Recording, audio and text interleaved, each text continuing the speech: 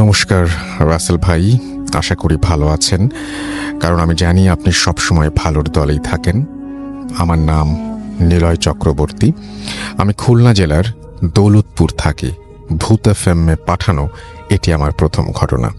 যা হোক, আজ আমি আপনাদের সাথে যে ঘটনাটি শেয়ার করতে যাচ্ছি সেটা আমার মায়ের কাছ থেকে শোনা একটি ঘটনা। ঘটনাটি আনুমানিক 1990 থেকে 1991 সালের ঘটনা। বলে রাখা ভালো, আমাদের হিন্দু ধর্মীয় মানুষদের যে কোনো শুভ কাজ, যেমন বিয়ে, অন্নপ্রাশন এবং শ্রাদ্ধ ইত্যাদি, এই সময়গুলোতে নাপিত অর্থাৎ যাদের পেশা চুল দাড়ি কাটা, তাদের খুরের ছোঁয়া ছাড়া কোনো কাজ সম্পন্ন হয় না।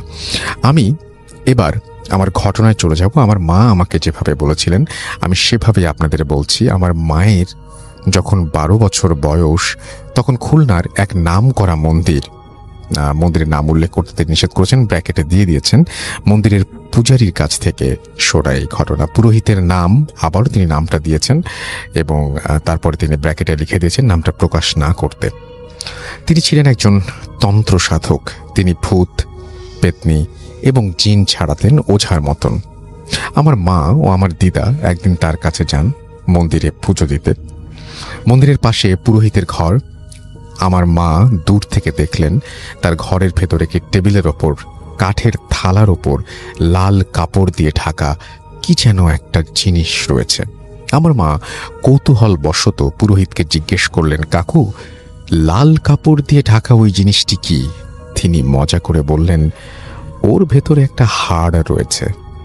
আমার মা বললেন, কিসের হাড়? এটি আপনার কাছে কিভাবে আসলো? প্রথমে পূজারী তেমন কিছু বলতে চাইলেন না। পরে আমার মায়ের অনেক চোরাচুরির কারণে তিনি ওই হাড়ের পেছনের রহস্য বলতে রাজি হলেন। তার বয়স যখন 20-22 বছর, এত কম বয়স থেকেই ভূত, পেতনি ও তন্ত্রমন্ত্র, জাদু এসব নিয়ে কাজ করতেন। একদিন বর্ষা রাতে আমাদের খুলনা রূপসা শ্মশানে এক মরদেহের সৎকার করতে যান তিনি।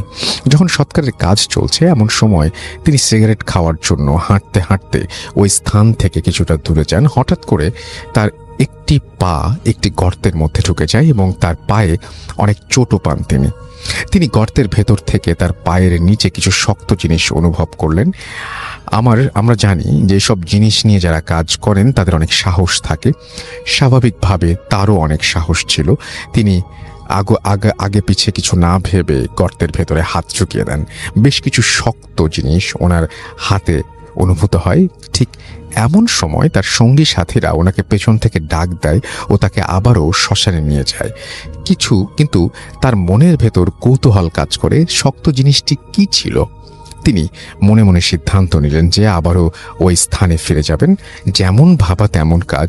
শ্মশানে সকল কাজ শেষ হওয়ার পর সকলের চোখের আড়ালে তিনি ওই স্থানে ফিরে যান এবং ওই গর্তের ভেতরে আবারও হাত ঢুকিয়ে দেন এবং ওই শক্ত জিনিসটি ধরে টান দেওয়ার পর উনি যা দেখলেন সেটা দেখার জন্য উনি ওই সময় প্রস্তুত ছিলেন না। তিনি গর্ত থেকে যে জিনিসটা উঠালেন সেটি একটি লম্বা হাড়। তিনি প্রথমে একটু ঘাবড়ে গেলেন, তারপর কিছুক্ষণ পর ভাবলেন হাড়টি তিনি নিজের কাছে রাখবেন তার তন্ত্র সাধনার জন্য। কিন্তু তিনি জানতেন না যে এই হাড়টি তিনি তার নিজের সাথে যে নিয়ে যাচ্ছেন সেটি কার হাড়, তিনি বা কিসের হাড়। তিনি বাসায় এসে সবার চোখের আড়ালে একটা জায়গায় হাড়টি লিখে রেখে দেন। ঘটনাও শুরু হয় এইখান থেকেই। প্রথম রাতে কোনো সমস্যা হয় না, দ্বিতীয় রাত থেকে ঘটনাটি ঘটতে শুরু করে। আনুমানিক 12টা থেকে 1টার সময় তার ঘুম ভেঙে যায়। ঘুম ভেঙে তিনি শুনতে পেলেন তার ঘরের আশপাশ থেকে কান্নার আওয়াজ ভেসে আসছে। কিন্তু কিছু শোনার পর তিনি ঘরের আলো জ্বালিয়ে খোঁজা শুরু করলেন ওই আওয়াজটি কোথা থেকে আসছে। অনেক খোঁজাখুঁজির পর তিনি খুঁজে পেলেন না। এরই মধ্যে কান্নার আওয়াজ বন্ধ হয়ে যায়। তৃতীয় রাতে গত রাতের মতো আবার ঘুম ভেঙে যায়। আজও তার ঘুম ভাঙল কান্নার আওয়াজে এবং তিনি চোখ খুলে দেখলেন একটি কালো ছায়ার মূর্তি তার ঘরের ভেতর থেকে হেঁটে যাচ্ছে এবং তার ঘরের ভেতরে হেঁটে বেড়াচ্ছে। ছায়া মূর্তিটি দেখে একটি মেয়ের ছায়ামূর্তি বলে মনে হলো। ওই কান্নার আওয়াজটি ছায়ামূর্তি থেকেই ভেসে আসছে। তখন তিনি উঠে বসলেন এবং ভয়হীনভাবে জিজ্ঞেস করলেন, তুমি কে, আর এভাবে কাঁদছো কেন? তখন ওই ছায়ামূর্তিটি উত্তর দিল, তুমি আমার পায়ের হাড় নিয়ে এসেছো, আমি চলতে পারছি না। তিনি বললেন যে তুমি আমাকে আমার হাড়টা ফিরিয়ে দাও।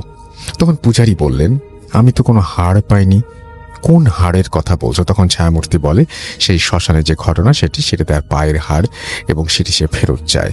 পূজারী ছায়ামূর্তিকে বললেন যে হাড়টি তিনি ফেরত দেবেন না, কিন্তু তিনি আর একটা প্রশ্নও করলেন যে ওই হাড়টা ওই স্থানে কিভাবে আসলো। তখন ছায়ামূর্তিটি উত্তরে বলল যে তখন থেকে 20 বছর আগে সে মারা যায়।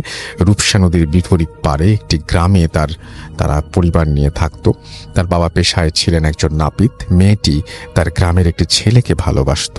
তার পরিবার কোনো অবস্থাতে এই সম্পর্ক মেনে নেয়নি। কিছুদিনের মধ্যে বাবা অন্য এক মেয়ের সাথে বিয়ে দেয়। তখন মেয়েটি রাগে দুঃখে তার গ্রাম ছেড়ে 4-5টি গ্রাম পরে গিয়ে একটি পরিত্যক্ত স্থানে এসে গাছের সাথে গলায় ফাঁস দিয়ে আত্মহত্যা করে। ওই গ্রামের লোকেরা রাশের পরিবারের কোনো খোঁজ খবর না পেয়ে বেওয়ারিশ লাশ হিসেবে নদীর এপারে রূপসা শ্মশানের পাশে একটি গাছের নিচে মাটি চাপা দিয়ে রাখে। এই ঘটনাগুলো সবচেয়ে অদ্ভুত ব্যাপার এটাই যে এটা সে লাশের কাছ থেকে শুনছে। সময়ের পরিবর্তনের ফলে গাছটি মারা যায় এবং সে একটি গর্তের তৈরি হয়, এবং গর্তের ভেতরে যে গর্তটার ভেতরে সেই পুরোহিতটা পড়ে গিয়েছিল। তখন এই কথা শুনে পূজারী মনে মনে ভাবল যে অপমৃত্যুতে মরা নাপিতের অবিবাহিত মেয়ের পায়ের হাড় তার তন্ত্র সাধনার জন্য অনেক কাজে লাগবে এবং সিদ্ধি লাভ করতে পারবে। অন্যদিকে কালো ছায়ামূর্তিটি পূজারীর কাছে অনেক অনুরোধ করলো তার হাড়টি ফেরত দেওয়ার জন্য, কিন্তু কোনো অবস্থাতে পূজারী সে হাড় ফেরত দিতে চাইল না। এই অবস্থায় কোনো ছায়ামূর্তিটি বলল যে হাড়টি ফেরত মানে হাড়টি সে কোনোভাবেই ফেরত দেবে না, তবে একটা কাজ করা যেতে পারে, সেটি হচ্ছে তার আত্মার শান্তির ব্যবস্থা করে দেবে পূজারী। এবং এই প্রস্তাবে সেই মেয়েটিও রাজি হলো, এবং কিছুদিন পর এক বিশেষ দিনে হিন্দু ধর্মীয় মতে শ্রাদ্ধ শান্তির মাধ্যমে পূজারী তার আত্মা উদ্ধার করলো। তারপর থেকে এই হাড়টি অনেক যত্ন সহকারে, মানে এই প্রস্তাবটি মেয়েই দিয়েছিল এবং পূজারী সেটাতে এগ্রি করেছিল, এবং সেই অনুযায়ী সবকিছু হলো। এবং সে যেটা করলো, সেই হাড়টি দিয়ে সে অনেক যত্ন সহকারে এসেছে তার কাছে রাখলো, এবং বিভিন্ন মানুষকে তন্ত্র সাধনার মাধ্যমে ভূত পেতনি ও কালো জাদুর প্রকোপ থেকে সেই পুরোহিত রক্ষা করত। তো এইটাই ঘটনা ছিল। এই কাহিনীতে পুরোহিত পূজারী নিজের মুখে আমার মায়ের কাছে বলেছেন। এই ঘটনাটি আমার মায়ের কাছ থেকে শোনা, এবং এটি একটি সত্যি ঘটনা। আমি আপনার ভূত এফএমের একজন নিয়মিত শ্রোতা। আমার নিজের সাথে ঘটা কিছু ভয়ঙ্কর ঘটনা রয়েছে যা আমি আপনাদেরকে তিনি বলেছেন যে শোনাবেন নিশ্চয়ই কোনো একদিন, এবং ভালো লাগলে তিনি এটা পড়ে শোনাতে বলেছেন। এই ছিল ঘটনা। আশা করছি ভালো লেগেছে আপনাদের। এবং তিনি কোনো তার নাম লেখেননি, বা তার নাম লিখেছেন নিলয় চক্রবর্তী। হ্যাঁ, তো তার এই ঘটনাটি আশা করছি আপনাদের ভালো লেগেছে। যদি ভালো লাগে তাহলে অবশ্যই আমাকে জানাবেন, যদি ভালো না লাগে তাও জানাবেন কমেন্ট সেকশনে কমেন্ট করে। এবং এই ঘটনাগুলো মতো আপনাদের কাছে অনেক ঘটনা আছে, সেই ঘটনাগুলো ইমেইলে আমাদেরকে পাঠিয়ে দেবেন।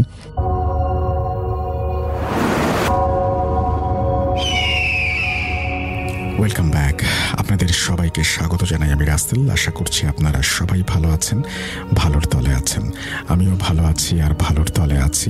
চলে যাব আরও একটি ঘটনায়। যদি ভালো লাগে সাথে থাকবেন। থ্যাংক ইউ রাসেল ভাই। থ্যাংক ইউ রাসেল ভাই ফর ইনভাইট মি স্টুডিও। মূলত এটা আমার প্রথম ভূত এফএমে আসা। আচ্ছা, আমার পরিচয়টা আমি দিচ্ছি। আমি সুমন, মালিবাগ চৌধুরীপাড়া থেকে এসেছি। জি রাসেল ভাই, এই গল্পটা আমি কালেক্ট করেছি আমি 2018 ফেব্রুয়ারিতে আমি ইন্ডিয়ার দার্জিলিংয়ে ঘুরতে গিয়েছিলাম আমার অফিসের কলিগরা একসাথে। তো সেখানে মূলত আমরা যেদিন গিয়েছিলাম তার পরের দিন আমাদের কালিম্পংয়ে যাওয়ার কথা ছিল। তখন আমরা একটা জিপ ভাড়া নিই।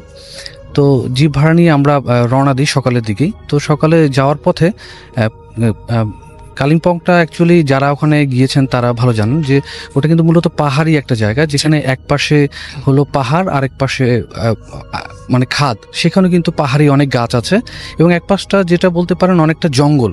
ম্যাক্সিমাম জায়গাটাই হচ্ছে জঙ্গলের মতো দেখায়। সো ওখানে যাওয়ার পথে আমার আবার মূলত মানে গল্প কালেক্ট করার একটা ইচ্ছে সবসময় থাকে। সো আমি আমাদের ড্রাইভারকে আমি জিজ্ঞেস করলাম যে আপনি যে এতদিন ধরে এই পথ ধরে গাড়ি চালান, আপনি কি কখনো এরকম কোনো প্যারানর্মাল অ্যাক্টিভিটির সম্মুখীন হয়েছেন বা ভূত বা জিনের সম্মুখীন হয়েছেন কিনা?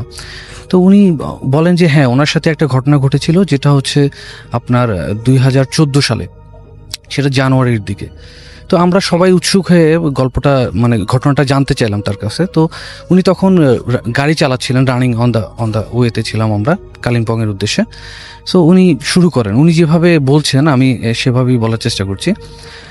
উনি যেটা বললেন যে উনি দার্জিলিং থেকে কালিম্পংয়ের উদ্দেশ্যে রওনা দেন প্রতিদিনের মতোই।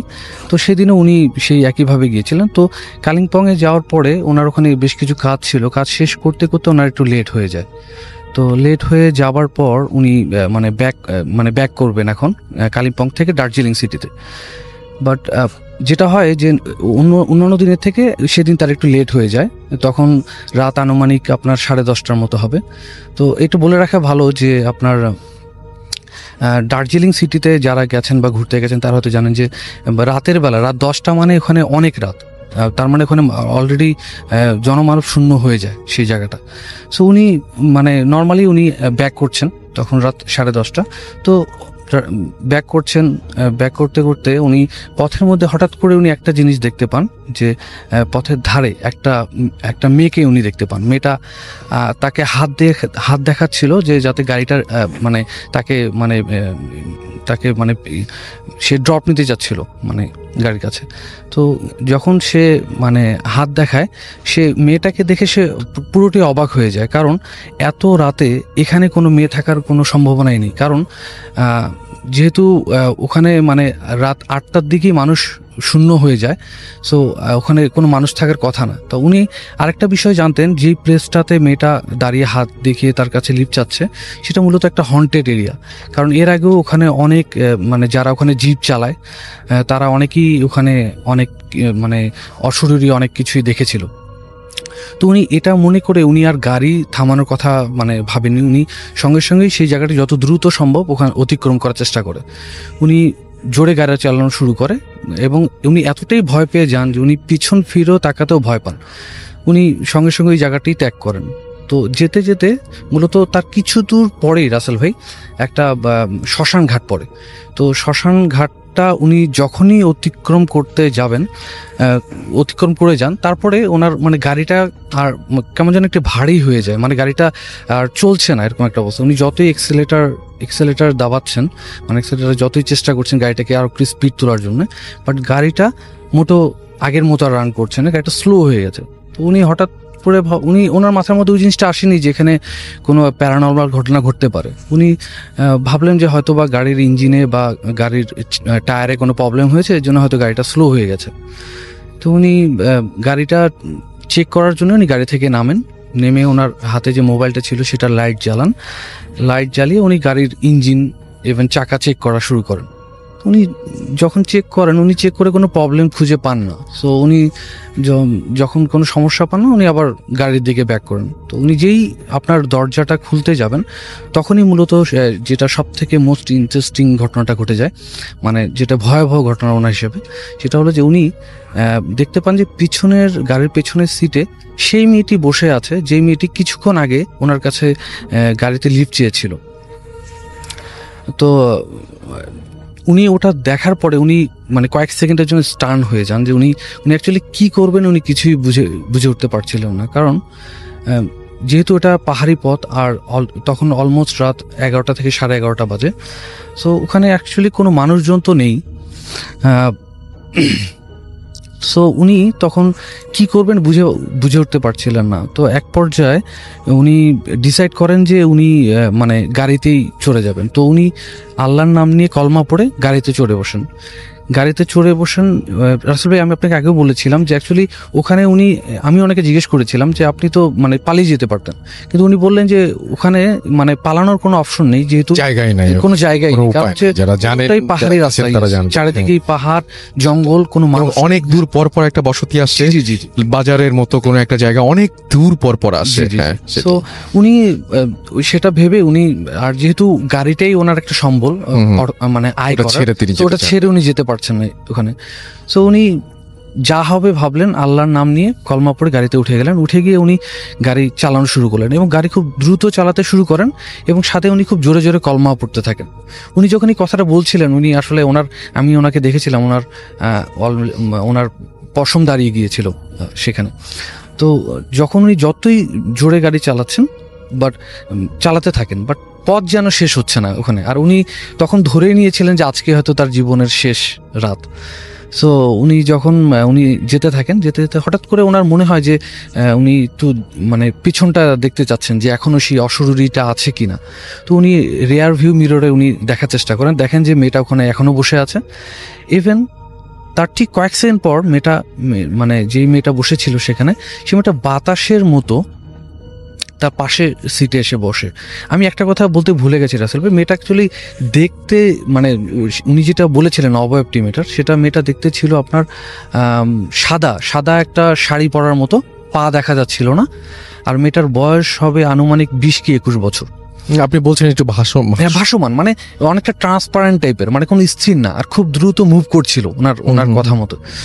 উনি যখন মেয়েটা সেই মানে কয়েক সেকেন্ডের মধ্যে পাশের সিটে এসে বসে, উনি দেখার পর উনি আরো ঘাবড়িয়ে যান, মানে উনি আরো ভয়ে কি করবেন না বুঝতে পারছেন না। উনি যত দ্রুত পারেন গাড়ি চালানো শুরু করেন এবং আরো জোরে কলমা পড়া শুরু করেন।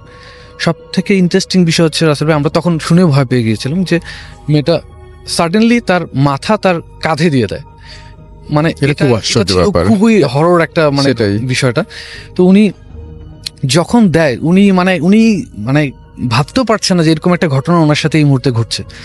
উনি গাড়ি আরো জোরে চালানো শুরু করেন এবং আরো জোরে কলমা পড়া শুরু করেন এবং চালাতে থাকেন গাড়ি। সে সময় তার যেটা মনে হচ্ছিল যে পথ যেন শেষ হচ্ছে না, মানে সে চাচ্ছে যে সামনে যদি কোনো একজনের সাক্ষাৎ পাওয়া যায় তাহলে উনি নিজেকে একটু সেভ করতে পারবেন। বাট আল্লাহর রহমতে যেটা হয় যে উনি যেতে যেতে একটা সামনে বাজার পড়ে। তো বাজারে ফরচুনেটলি দুটো লোককে উনি দেখতে পান যারা হাত দেখিয়ে ওনাকে লিফট নিচ্ছেন। মূলত দার্জিলিংয়ে যারা গিয়েছে তারা জানে যে ওখানে দেখা যায় পথে পথে মানুষ হাত দেখিয়ে মানে গাড়ির লিফট নেয়, নিয়ে ওরা নিজস্ব গন্তব্যে যেতে চায় আর কি। তো পরে যখন উনি যখন দুজনকে দেখলেন, তখন তার সাহসটা ফিরে আসলো। ইভেন মানে সে অনেক মানে কি বলবো, তার জানে পানি চলে আসছে যদি বাংলা ভাষায় কথা বলি। তো তখন সে সেই লোকগুলোকে জানতে চাইলো তারা কোথায় যাবে। তারা বললো যে আমরা একটু সামনেই যাব। তখন তাদের যে লাগেজগুলো ছিল সেগুলো গাড়িতে উঠিয়ে তাদেরকে নিয়ে উঠলো। কিন্তু এই পর্যায়ে একটা কথা রাসেল ভাই, যে উনি সেই কথাটা ওনাদের সাথে, প্যাসেঞ্জারের সাথে কিন্তু শেয়ার করেননি। হ্যাঁ, সেটা এক পর্যায়ে উনি গাড়িতে ওঠানোর পর ওদের সাথে গল্পে মেতে ওঠেন। তো গল্পে মেতে ওঠার পর উনি কিন্তু ওই বিষয়টা ভুলে যান, ওই যেই অশরীরী যেটা ওনার গাড়িতে এসেছিলেন। উনি ওনাদের সাথে গল্প করতে করতে উনি চলতে থাকেন। চলার এক পর্যায়ে দেখা যায় যে সেই প্যাসেঞ্জারগুলো তাদের গন্তব্যে চলে আসে এবং তখন তারা সে ওনাকে ওখানে নামিয়ে দেওয়ার পরে তো ওনাদের লাগেজগুলো ছিল সেগুলো তিনি ওনাদেরকে বুঝিয়ে দেন। বুঝিয়ে দিয়ে উনি আবার গাড়িতে চলে আসেন, আবার ড্রাইভ করতে শুরু করেন। ততক্ষণে উনি কিন্তু পুরোটাই ভুলে গেছেন, উনি আর ওই বিষয়টি তার মাথায় নেই। তো চলতে চলতে হঠাৎ করে তার কি যেন মনে হয়, সে আবার সেই রিয়ার ভিউ মিররের দিকে আবার উনি দেখেন। দেখার পরে যেটা হয়, তিনি তখন অবাক হয়ে যান যে সেই অশরীরী আত্মাটি এখনো সেই ব্যাক সিটে বসে যাওয়ার পর ঠিক সে আবার কলমা পড়া শুরু করে এবং আবার জোরে গাড়ি চালানো শুরু করে। মূলত এখন উনি কিন্তু ওনার বাসার উদ্দেশ্যেই যাচ্ছেন, দার্জিলিংয়ে ওনার বাসা। তো যখন আবার কলমা পড়তে থাকেন, সে পর্যায়ে ঠিক আগের মুহূর্তে যেটা হয়েছিল যে সেই আত্মাটি আবার একইভাবে বাতাসের বেগে ঠিক ওনার পাশের সিটে চলে আসেন। আসার পরে উনি সেটা দেখে আরও ভীতু হয়ে যান। তো পরবর্তীতে যেটা হয়, কিছুক্ষণ পরে মেয়েটা উনি যেটা বললেন আমাকে, যে ঠিক ওনার কাছে এসে পুরো বাতাসের মতো আত্মাটি মিশে যায়। পরে উনি কলমা পড়া বন্ধ করেন না, উনি পড়তে ঠিক অনেক কিছু দূর যাওয়ার পরে তার মানে বাসায় উনি ফিরে চলে আসেন। বাসায় আসার পরে উনি বিষয়টা মূলত কাউকে শেয়ার করেন না। বাসায় উনি ঢুকেই প্রথমে যেটা করেন, ওনার একটা ছোট বাচ্চা ছিল, তো উনি ছোট বাচ্চাটার কাছে প্রথমে যান, গিয়ে তাকে আদর করতে চায়। তো বাচ্চাটা মূলত তাকে দেখার পর থেকে মানে কাঁদতে থাকে। তো তো উনি ভেবেছেন এটা নর্মাল, বাট সে তাকে দেখার পরে মানে কাদা আর বন্ধ হয় না। তো উনি এক পর্যায়ে তার ওয়াইফ তার কাছে এসে বলে, যেহেতু তুমি বাইরে থেকে আসছো, তুমি একটু হাত মুখ ধুয়ে না, আমি তোমাকে খাবার দিচ্ছি। তখন রাত বেশ আনুমানিক 12টা এরকম বেজে গেছে। তো উনি যথারীতি ওনার রুমে যান, মানে ফ্রেশ হয়ে রুমে চলে যান। রুমে চলে যাওয়ার পরে ওনার ওয়াইফ ওনাকে খাবার এনে দেন। বাট অ্যাকচুয়ালি ওইখানে থেকে আসার পরে ওনার শরীরটা কিন্তু রাসেল ভাই অনেক ভার হয়ে যায়, মানে উনি মানে নিজেকে একটু মানে অসুস্থ ফিল করতে শুরু করেন। তো ওনাকে খাবার দিলে উনি খাবারটা খেতে পারেন না। তো উনি মানে মানে শুয়ে পড়েন। তো শুয়ে পড়ার পরে ওনার শরীর খুবই খারাপ, ঠান্ডায় উনি কাঁপছিলেন ওই সময়, মানে ওনার তখন অলমোস্ট তার বেশ জ্বর চলে আসে। তো এক পর্যায়ে উনি কি করেন, ওনার মাকে ডাকেন। ওনার মাকে বলেন যে মা, আমার মানে বেশ ঠান্ডা লাগছে, আমার কাঁপুনি দিয়ে জ্বর আসছে, আমি কি করব? তখন তার মা বলেন যে ঠিক আছে, আমি তোমাকে একটু মানে, তারপরে তার মা তার জন্য মানে কিছু গরম পানি নিয়ে আসে, ভাবে যে জ্বর যেহেতু আসে একটু গরম মানে পানি পট্টি দিয়ে দেয়। দিয়ে দেওয়ার পরে তারপরও তার মানে শরীরটা খুব একটা হয় না। তার মা তাকে বলে যে তুমি ঘুমিয়ে পড়ো, এখন সকালে হতে হতে দেখবা যে জ্বর হতে চলে যাবে। তখন তার ওয়াইফ এবং তার মা তার যে যার রুমে চলে যায়। উনি তখন সেই সময় শুয়ে থাকেন, মানে ঘুমানোর চেষ্টা করেন, বাট ঘুমাতে যাচ্ছেন, বাট ঘুম আসছে না ওনার, মানে এত পরিমাণে খারাপ লাগছে। তো উনি তখন হঠাৎ করে সেই মানে ওনার সাথে কিছুক্ষণ আগে যে ঘটেছিল যে ঘটনাগুলো, ওগুলো মনে করা শুরু করেন। তো উনি মনে করেন যে তখন উনি ভাবেন যে হয়তোবা সেই অশরীরী আত্মাটি তার উপর ভর করেছে, এর জন্য তার মানে শরীরটা এত ভার হয়ে গেছে, বা মানে এত মানে তার এত মানে তার জ্বর আসছে, বা তার শরীরে এরকম হচ্ছে। তো আমি আপনাকে বলেছিলাম রাসেল ভাই যে ওখানকার দার্জিলিং এর যারা মানুষ, তারা কিন্তু এটা বিশ্বাস করে যে যদি কোনো ভূত পেট কারো উপর আসর করে, তাহলে যদি তারা গালিগালাজ করে সেই ভূত পেটটিকে, সে তাহলে তার শরীর ছেড়ে চলে যায়। এটা তারা বিশ্বাস করে ওখানকার মানুষরা। তো উনি যথারীতি মানে ওটাই ওই জিনিসটাই করার চেষ্টা করেন। উনি হঠাৎ করেই মানে গালিগালাজ করা শুরু করেন। তিনি মনে করেন যে এটা বললে হয়তো ওনার কাছ থেকে ওই জিনিসটা হয়তো চলে যাবে। আচ্ছা। তো এক পর্যায়ে যেটা হয় যে উনি গালি করা শুরু করে কিছুক্ষণ পরেই একটা অদ্ভুত একটা ঘটনা ঘটে যায়, যেটা হলো যে ওনাদের যে বাথরুম ছিল সেখান থেকে হঠাৎ করে একটা মেয়ের অদ্ভুত ধরনের কান্নার আওয়াজ তারা শুনতে পায়, খুব বিকট শব্দে। এই শব্দটা শুধু উনি না, ওনার বাসার সবাই শুনতে পান। তো সবাই যে যার রুম থেকে দৌড়ে চলে আসে। তো ওনারা প্রথমে বাথরুম থেকে যেহেতু শব্দটা আসছিল, তো ওরা বাথরুমে প্রথমে গিয়ে চেক করে যে কি হচ্ছে, বাথরুমে কি মানে কি জিনিসটা কি। তো ওনারা বাথরুম খুলে দেখে যে বাথরুমে মানে কেউ নেই। তো ওনারা তারপরে ওনার ওয়াইফ, ওনার মা, ওনার ছেলের রুমে যায়। ছেলের রুমে গিয়ে দেখে যে ছেলে ওই সময় কিন্তু সে সেন্সলেস হয়ে গেছে, মানে সে শুয়ে আছে মেঝেতে। তো তারা অবাক হয়ে যায় যে মানে বিষয়টা কি, মানে এরকম চিৎকার একটা সাউন্ড আসছে, বাট তার ছেলেও এখন মানে সেন্সলেস, কথা বলছে না। তো তারা সকাল হওয়া পর্যন্ত মূলত ওয়েট করে। তা যখন সকাল হয়ে যায় মানে ভোরবেলা, তখন তার তখন সেন্সটা ফিরে আসে। তখন তারা তাকে জিজ্ঞেস করে যে মানে তোমার কি হয়েছিল। তখন সে তাদের সাথে শেয়ার করে যে রাতের বেলা একটা হয়েছিল, এরপর থেকে আমি এখন মানে কিছুই জানি না, রাতে আমি কখন হয়ে গেছে, কি হয়েছে। তো তারা তখন ঠিক করে যে তাকে তাদের এলাকার যে ইমাম সাহেব ছিলেন, তাকে তার কাছে তারা নিয়ে যান। আচ্ছা। যখন তারা নিয়ে যাওয়ার পরে ইমাম সাহেব ওনাকে তখন জিজ্ঞেস করে যে মানে আপনার সাথে কি হয়েছিল গত রাতে। তো উনি পুরো ঘটনাটাই শেয়ার করেন তখন। হ্যাঁ, জি, ওনার সাথে যে ঘটনাগুলো হয়েছে। তো ইমাম সাহেব পুরো ঘটনাটা শোনার পরে উনি মানে ওনাদেরকে যেটা বলেন যে অ্যাকচুয়ালি ওনার সাথে মানে যে জিনিসটা এসেছিল সেই জিনিসটা খুব একটা মানে ভালো জিনিস ছিল না, সে তার বড় একটা ক্ষতি করে ফেলতে পারতো। তো আল্লাহ তাকে মানে সেভ করেছেন ওনার ভাষা অনুযায়ী। তো উনি তারপরে ওনাকে মানে একটু ঝাড়ফুঁক দিয়ে দেন, পানি পোড়া, তেল পরা পরিয়ে ওনাকে বলেন যে এখন উনি যাতে বাসায় নিয়ে যায় তাকে। উনি রাসেল ভাই যেটা হচ্ছে যে উনি তারপরে বাসায় তার ফ্যামিলি তাকে নিয়ে যেত। উনি এতটাই অসুস্থ হয়ে গিয়েছিলেন যে নিজের শরীর মানে নিজে যে হেঁটে যাবে এই শক্তিটা তার ছিল না। তাকে নিয়ে যাওয়ার পরে বাসায় উনি যাওয়ার পরে উনি তখনও অসুস্থ। উনি অলমোস্ট আমাকে যেটা বলেছিলেন যে 20 দিন উনি বিছানা থেকে উঠতে পারেননি, এতটাই অসুস্থ ছিলেন। এরপরে তো 20 দিন পরে উনি আস্তে আস্তে সুস্থ হতে শুরু করেন। তা এক পর্যায়ে যেটা হয় যে উনি মানে পুরোপুরি সুস্থ হয়ে যান, তখন উনি মানে মানে আবার তার জিপ মানে গাড়ি চালানো শুরু করেন। অ্যাকচুয়ালি উনি বলেছিলেন যে অ্যাকচুয়ালি এই গাড়িটি তার সম্বল, কারণ গাড়ি না চালালে তো সংসার চলবে না, এটা একটা ওনার ইয়া ছিল।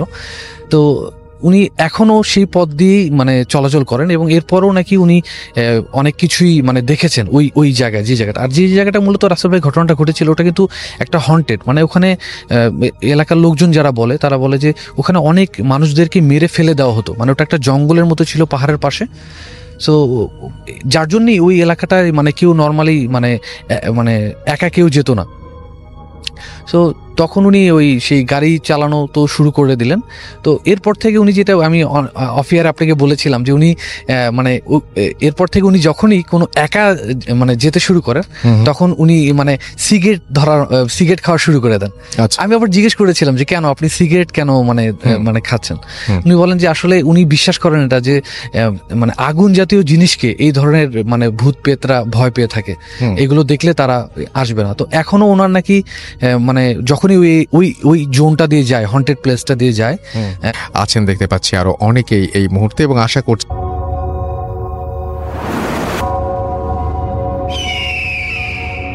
Welcome back. আপনাদের সবাইকে স্বাগত জানাই আমি রাসেল। আশা করছি আপনারা সবাই ভালো আছেন, ভালোর তলে আছেন। আমিও ভালো আছি আর ভালোর তলে আছি। চলে যাব আরও একটি ঘটনায়, যদি ভালো লাগে সাথে থাকবেন। আসসালামু আলাইকুম, কেমন আছেন? ওয়ালাইকুম সালাম। আসসালামু আলাইকুম সবাই। থ্যাংক ইউ রাসেল ভাই। হ্যাঁ, অনেকদিন পরে আসা হয়। পাপড়ি ধানমন্ডি থেকে, ইন ডিটেল বলছি না কারণ প্রবলেম আছে কিছু। ওকে, আজকে যে ঘটনাটা শেয়ার করবো এটা খুব বেশি দিন আগে হয়েছে বা এরকম কিছু না, জাস্ট এই জানুয়ারিতে 2019 জানুয়ারি আমাদের রিসেন্ট একটা ঘটনা। হ্যাঁ, রিসেন্ট একটা ঘটনা। আমি আমার বাসার একদম পরের বাসাটাই, ঠিক আছে, মানে এখান থেকে পরে আর আসা সময় না, আগে আমাদের এক রিলেটিভস বাড়ি করে, র্যাপিডলি ওনার বাড়ি করার সময় এলাকার কিছু ঝামেলা ছাড়া বাড়ি হয়ে যায়, খুব দ্রুত বাড়িটা হয়। অ্যান্ড ফাইনালি কাজ শেষ, জানুয়ারিতে ওনারা নতুন ভাড়াটে ওঠা শুরু হয় 1 তারিখ থেকে। তো জানুয়ারির 1 তারিখ থেকে ভাড়াটে আসে, সবকিছুই ঠিকঠাক অ্যাজ ইউজুয়াল। 12 তারিখের দিকে, মানে 10 তারিখের পরের ঘটনাটা, ওই বাড়িতে ওনারা যে ভাড়াটে আসেন একতলার, তো ফার্স্টের দিকে যে রুমটা, সেখানে যে ভাড়াটে আসেন যে ফ্ল্যাটটাতে, ওই ভদ্রলোক সকালবেলা খুব সকালে ওই আঙ্কেলের থেকে চাবি নিয়ে চলে যায়, খুব দ্রুত, লাইক 6:30 7টা হবে এরকম, আরো সকালে হয়তো 8টা বা 9টার দিকে যখন ওই বাসায় তার বুয়া আসে, ঢুকেই দেখে যে মেইন গেটটা খোলা আছে। তো ভেতর থেকে ইউজুয়ালি লক করার কথা, সকালে ঢুকে উনি ডাকে ওই বাসার যে ইয়া ছিলেন, ওনাকে ডাকাডাকির পরে পায় না, এবং ভেতর বেডরুমে যেয়ে দেখে মহিলাটা সিলিং এ ঝুলছে, ঠিক আছে, সুইসাইড। তো অ্যাজ ইউজুয়াল খুব চিল্লাপাল্লা, সবাই এখানে লোকজন জড়ো হয় এবং পুলিশ আসে, অ্যাজ ইউজুয়াল যা হয় যে একটা সুইসাইডাল কেস। তো in the meantime police dead body নিয়ে যায়, পোস্টমর্টেম হবে। তো সেই ভদ্রলোককেও ট্রেস করা যাচ্ছে না, তার ফোন অফ। অ্যান্ড দেন রিপোর্টে যেটা দেখা যায় যে মহিলাটা সুইসাইড না, দ্যাট ওয়াজ মার্ডার। আর সবচেয়ে মানে কষ্টের যে বিষয়টা, the lady was 5 to 6 months pregnant that time. তো মহিলাটা প্রেগন্যান্ট ছিলেন। এটা তো মানে খুব এমনি একটা মানুষ মারা যাওয়াটাই আনন্যাচারাল, যেহেতু নর্মাল, সেখানে একটা আরেকটা মানুষ তার ভেতরে ছিল, সেটাও খুন হয়েছে। তো পুলিশ আসে, রিপোর্ট দেখে, সবাই একটা সময় সিল করে দিয়ে যায় বাসা। চলছে এভাবেই, এবার কেস মামলা হচ্ছে, এবার হচ্ছে থানায়, বাড়ির তো আর কোনো ব্যাপার নাই। কয়েকদিন পর থেকে যেটা হয়, ওই বাড়িতে আশেপাশে যারা আছে, মানে ওটা তো গ্রাউন্ড ফ্লোরের ঘটনা, ফার্স্ট ফ্লোরে যারা আছে 2 তলায়, সেখানে ওরা শুনতে পায় যে নিচের ঘর থেকে খুব ধুমধাম শব্দ হচ্ছে, মানে উইয়ার্ড আচরণ। হয়তোবা বাসে একটা ঘটনা হয়েছে সেই জন্য হয়তো বলা হচ্ছে, বাট হচ্ছে এখন কিছু একটা হলে না, মানুষের সাবকনসিয়াস মাইন্ড এটা ধরে নেয়, না হলেও মনে হয় যে অনেক কিছু হচ্ছে। তো যা হোক, পাশের ফ্ল্যাটে যেটা হয়, এরকম অনেকেই বলছে যে ওই আঙ্কেলকে বলছে, আঙ্কেল একটা মিলার টিলার দেওয়ার ব্যবস্থা করেন, রুমটাকে খোলার ব্যবস্থা করেন। এখন যেহেতু পুলিশ সিল করে দিয়ে গেছে, তো সেই রুম তো খোলা পসিবল না।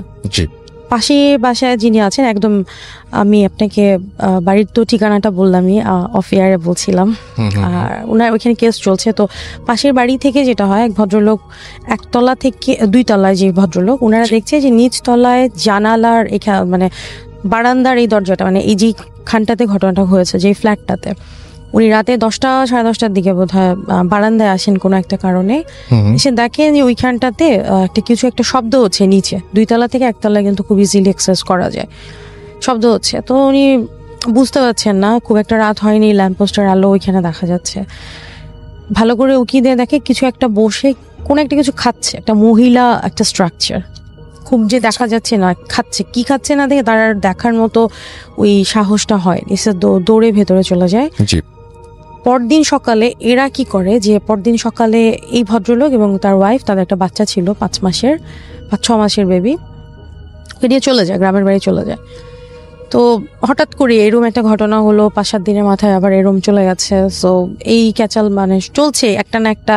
তো আমরাও, আমার কাজিন আছে, ওর বেবি হয়েছে, ও বাবুটার বয়স হচ্ছে 1 বছর, ওকে বারান্দার দিকে নিয়ে আসলেও প্রবলেম হয়, মানে ও হচ্ছে 2 তলায় আর ঘটনাটা হচ্ছে 1 তলায়। মানে ওদের বাসায় ওরা এমন করেছে বাড়িটা যে একটা ওয়ালও পর্যন্ত দেয়নি।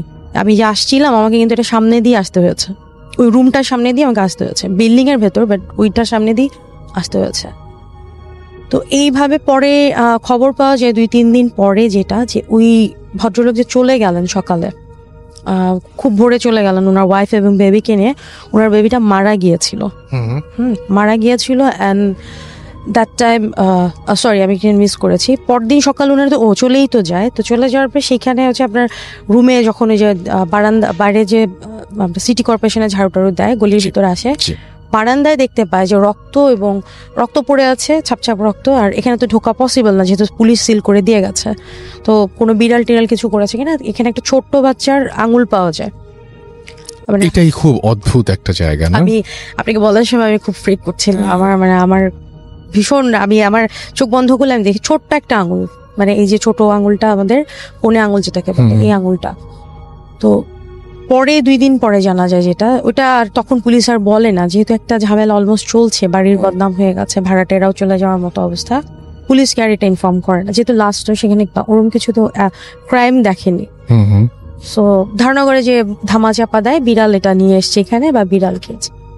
ঘটনাটা যখন ওই ভদ্রলোক চলে যায়, যে ভদ্রলোক ছিলেন, ওনার তো যেহেতু অনেকদিন ভাড়া আছেন, ওনার কাছে ফোন যায় যে আবার একটা ঘটনা হয়েছে। তো উনি বলে ওনাদের বাচ্চাটা মারা গেছে, 5-6 মাসের যে বাচ্চাটা ছিল, বাচ্চাটা হচ্ছে ওদিন রাতে হঠাৎ করে অসুস্থ হয়ে যায়, এবং ভোরের দিকে ওরা দেখে যে বাচ্চাটার হাতের আঙুলটা, একটা হাতের বা হাতের আঙুলটা নাই, মানে ছোট আঙুলটা, কোন আঙুলটা ওর হাতে নেই।